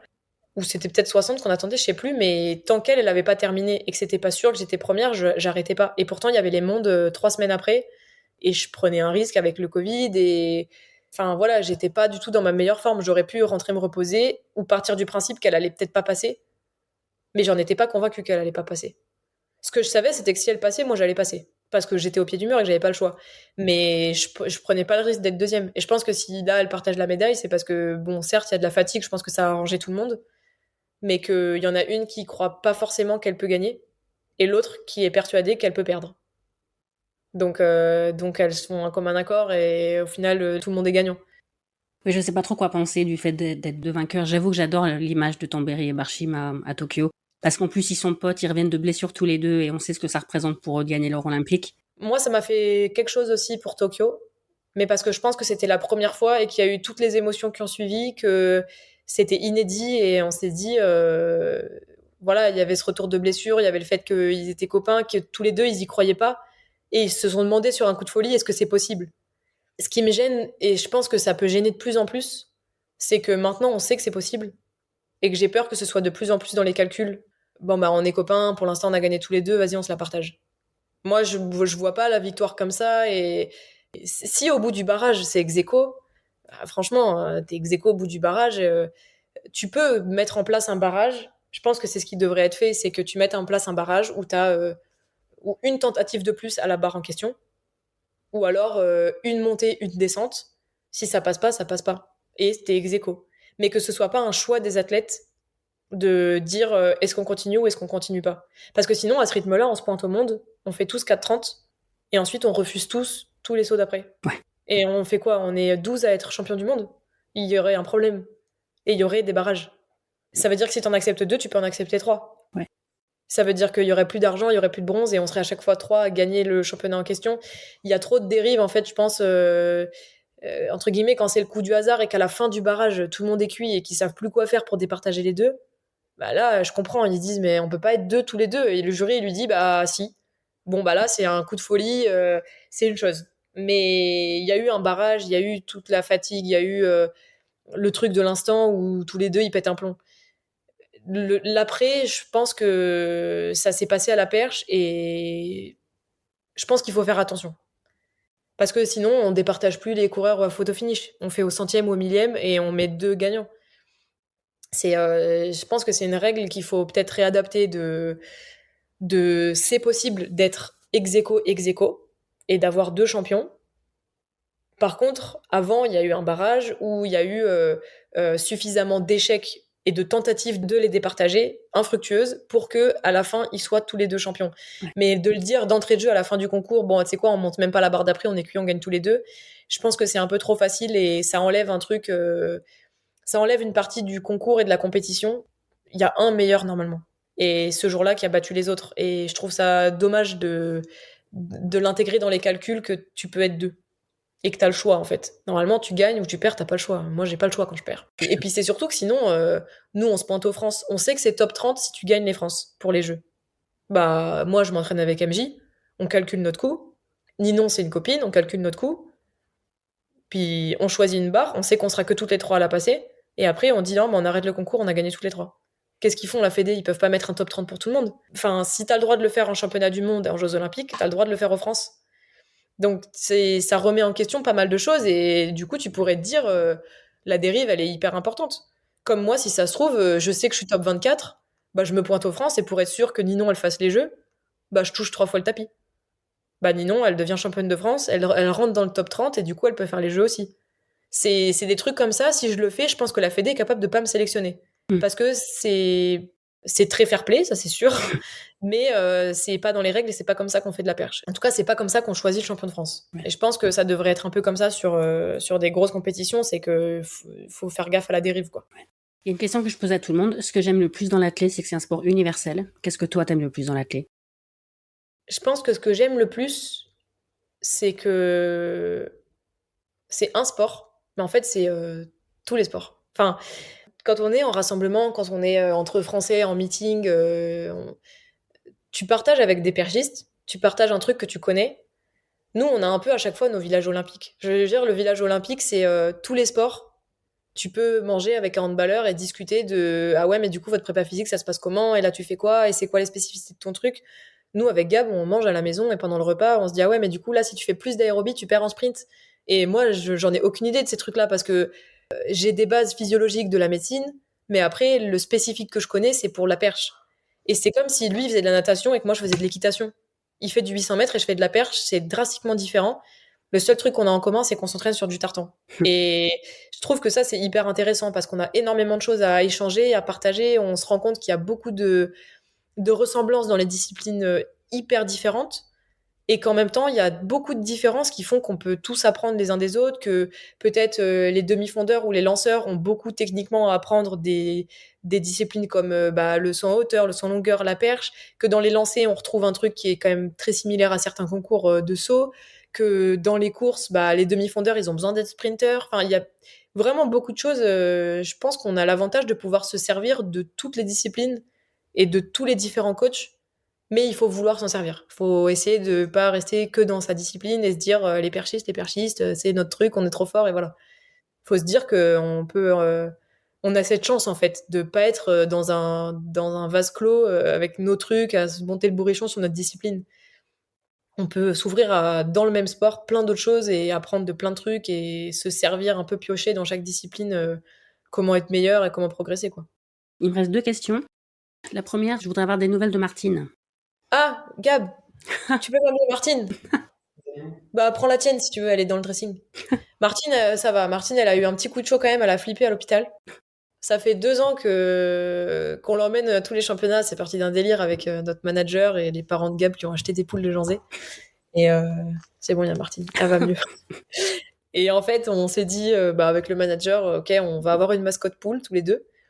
Et on sortait même pas encore ensemble à l'époque. Et il faut qu'on l'amène, qu'on lui fasse une com, qu'elle ait un compte Insta hyper quali avec des photos super bien. Et en fait, les photographes, même les étrangers maintenant en championnat, il y en a qui m'appellent, j'ai la poule dans le sac, ou en zone mixte, et qui me disent ah, mais Margot, faut qu'on fasse une photo avec Martine. À Zurich, on a sauté la veille dans la gare et on est allé à la Diamond League, on a vu la partie piste. J'étais dans les tribunes et il y a un des photographes sur la piste qui m'a retrouvé dans les tribunes et qui m'a demandé si j'avais Martine avec moi. Et donc j'ai une photo dans les tribunes de Zurich avec la poule. Et en fait, mine de rien, elle commence à être connue. Et nous, c'est un peu notre truc aussi. On sait que on l'emmène sur des compètes importantes et elle est dans le sac. Et c'est un peu un truc rigolo entre nous. Mais elle commence à avoir un compte Insta joli, en tout cas. On a passé les 200 abonnés avec ma blessure. Mais voilà, c'était un petit clin d'œil quand j'étais à l'hôpital de me dire Elle n'a pas pu passer en zone mixte pour le coup, parce que je ne suis pas passée en zone mixte. Je suis passée directement par la case issue de secours urgence. Mais voilà, elle est avec moi quand ça marche bien. Et quand on fait des records, on la passe à la télé. Quand ça marche pas bien, elle est là quand même. Et ça fait partie du truc, quoi. C'est la carrière du sportif. Tu te blesses, tu réussis. C'est un peu ça aussi dans à quoi ça sert le sport. On en parlait tout à l'heure. Je pense que ça sert beaucoup de montrer que les réseaux sociaux, c'est pas que quand ça se passe bien. Et c'est un truc que j'essaye vraiment de garder. Et quand je fais 0, je l'annonce. Quand je fais des perfs pourris, je l'annonce. Quand c'est un championnat, je suis pas contente, je fais un retour sur ce que j'ai fait. Parce que c'est trop facile de montrer que quand tu bats ton record. Et c'est trop facile de montrer que quand t'es bien habillé, que quand... là, il y a eu des stories, je les regarde a posteriori, je me dis, mais pourquoi j'ai partagé ça avec la chemise d'hôpital à moitié penchée, complètement allumée par la morphine. Et en même temps, je me dis, ouais, mais c'était comme ça que j'étais, quoi. Et quand tu te blesses, c'est comme ça que t'es. Et on va faire croire à personne que quand t'es blessé au fond du trou, t'es bien, brushing fait. Non, t'es au fond du trou et c'est le principe. Donc tu montres que t'es au fond du trou et quand c'est chouette, tu montres que c'est chouette. Et je trouve que c'est important parce que ça peut permettre à certains de se dire, ok, la vie, c'est ça, en fait. C'est comme tout le monde. On est malade, on est blessé. Des fois, ça marche, des fois, ça marche pas. C'est un niveau d'implication et de résultat qui est différent parce qu'on a un niveau qui est différent. C'est une médiatisation de nos échecs qui est différente. Mais par contre, qu'on soit chef d'entreprise, ado, sportif ou n'importe quoi, tu te plantes, ça fait partie du truc. Ça veut pas dire que tu y arrives jamais. Ça veut pas dire que parce que tu y arrives tout le temps. Et je pense que c'est important pour les gens dans le quotidien de se dire, il n'y a pas que des influenceurs qui sont au top de leur forme tout le temps, hyper bien apprêtés, hyper bien habillés, avec toute la vie qui va bien dans la villa, quoi. Et alors, pour remercier les gens qui ont écouté jusque maintenant, je voudrais qu'on lance un petit défi, leur donner un mot code qu'ils vont partager sur les réseaux en nous taguant et que seules les personnes qui auront écouté jusqu'à maintenant connaîtront. Je te laisse choisir le mot. Je te cache pas que plus c'est alambiqué, mieux c'est. Ça peut être genre Martine à Paname. Par exemple. Ok, on peut faire ça. Hein. Comme ça, faut que je m'arrange pour avoir Martine à Paname. Voilà. Donc les gens qui écoutent jusque maintenant vont nous taguer sur les réseaux et on partagera ça. Ça sera la récompense pour les personnes qui ont écouté jusqu'au bout. Margot, merci beaucoup pour ta bonne humeur. Ça me fait plaisir de te voir positive quand même. On essaye. Hein. De toute façon, une fois que la blessure elle est acceptée, on peut que aller de l'avant. Revenir en arrière, ce sera de toute façon pas faisable. Donc j'essaie de garder l'humour que j'ai déjà à la base en me disant, moi on en rigole, on n'est pas en train d'en pleurer. Ouais. Merci. Merci à toi, merci beaucoup. Encore merci Margot d'avoir accepté mon invitation. On est tous et toutes avec toi et on te souhaite de te rétablir très vite. Merci à vous d'avoir écouté l'épisode jusqu'au bout. N'oubliez pas de nous taguer, Margot et moi, sur les réseaux sociaux en utilisant le hashtag #MartineApanam. C'est comme ça qu'on saura que vous avez écouté l'épisode jusqu'au bout. Et c'est aussi une façon pour vous de montrer à Margot que vous la soutenez dans sa convalescence. N'oubliez pas de vous abonner au podcast pour ne pas manquer les prochains épisodes. Laissez 5 étoiles et un commentaire sur Spotify et Apple Podcast et parlez du podcast autour de vous. Vous pouvez aussi soutenir le podcast via Tipeee. Tous vos dons, à partir de 1 € contribuent aux prochains épisodes. Je vous mets le lien dans les notes. Merci et à la semaine prochaine.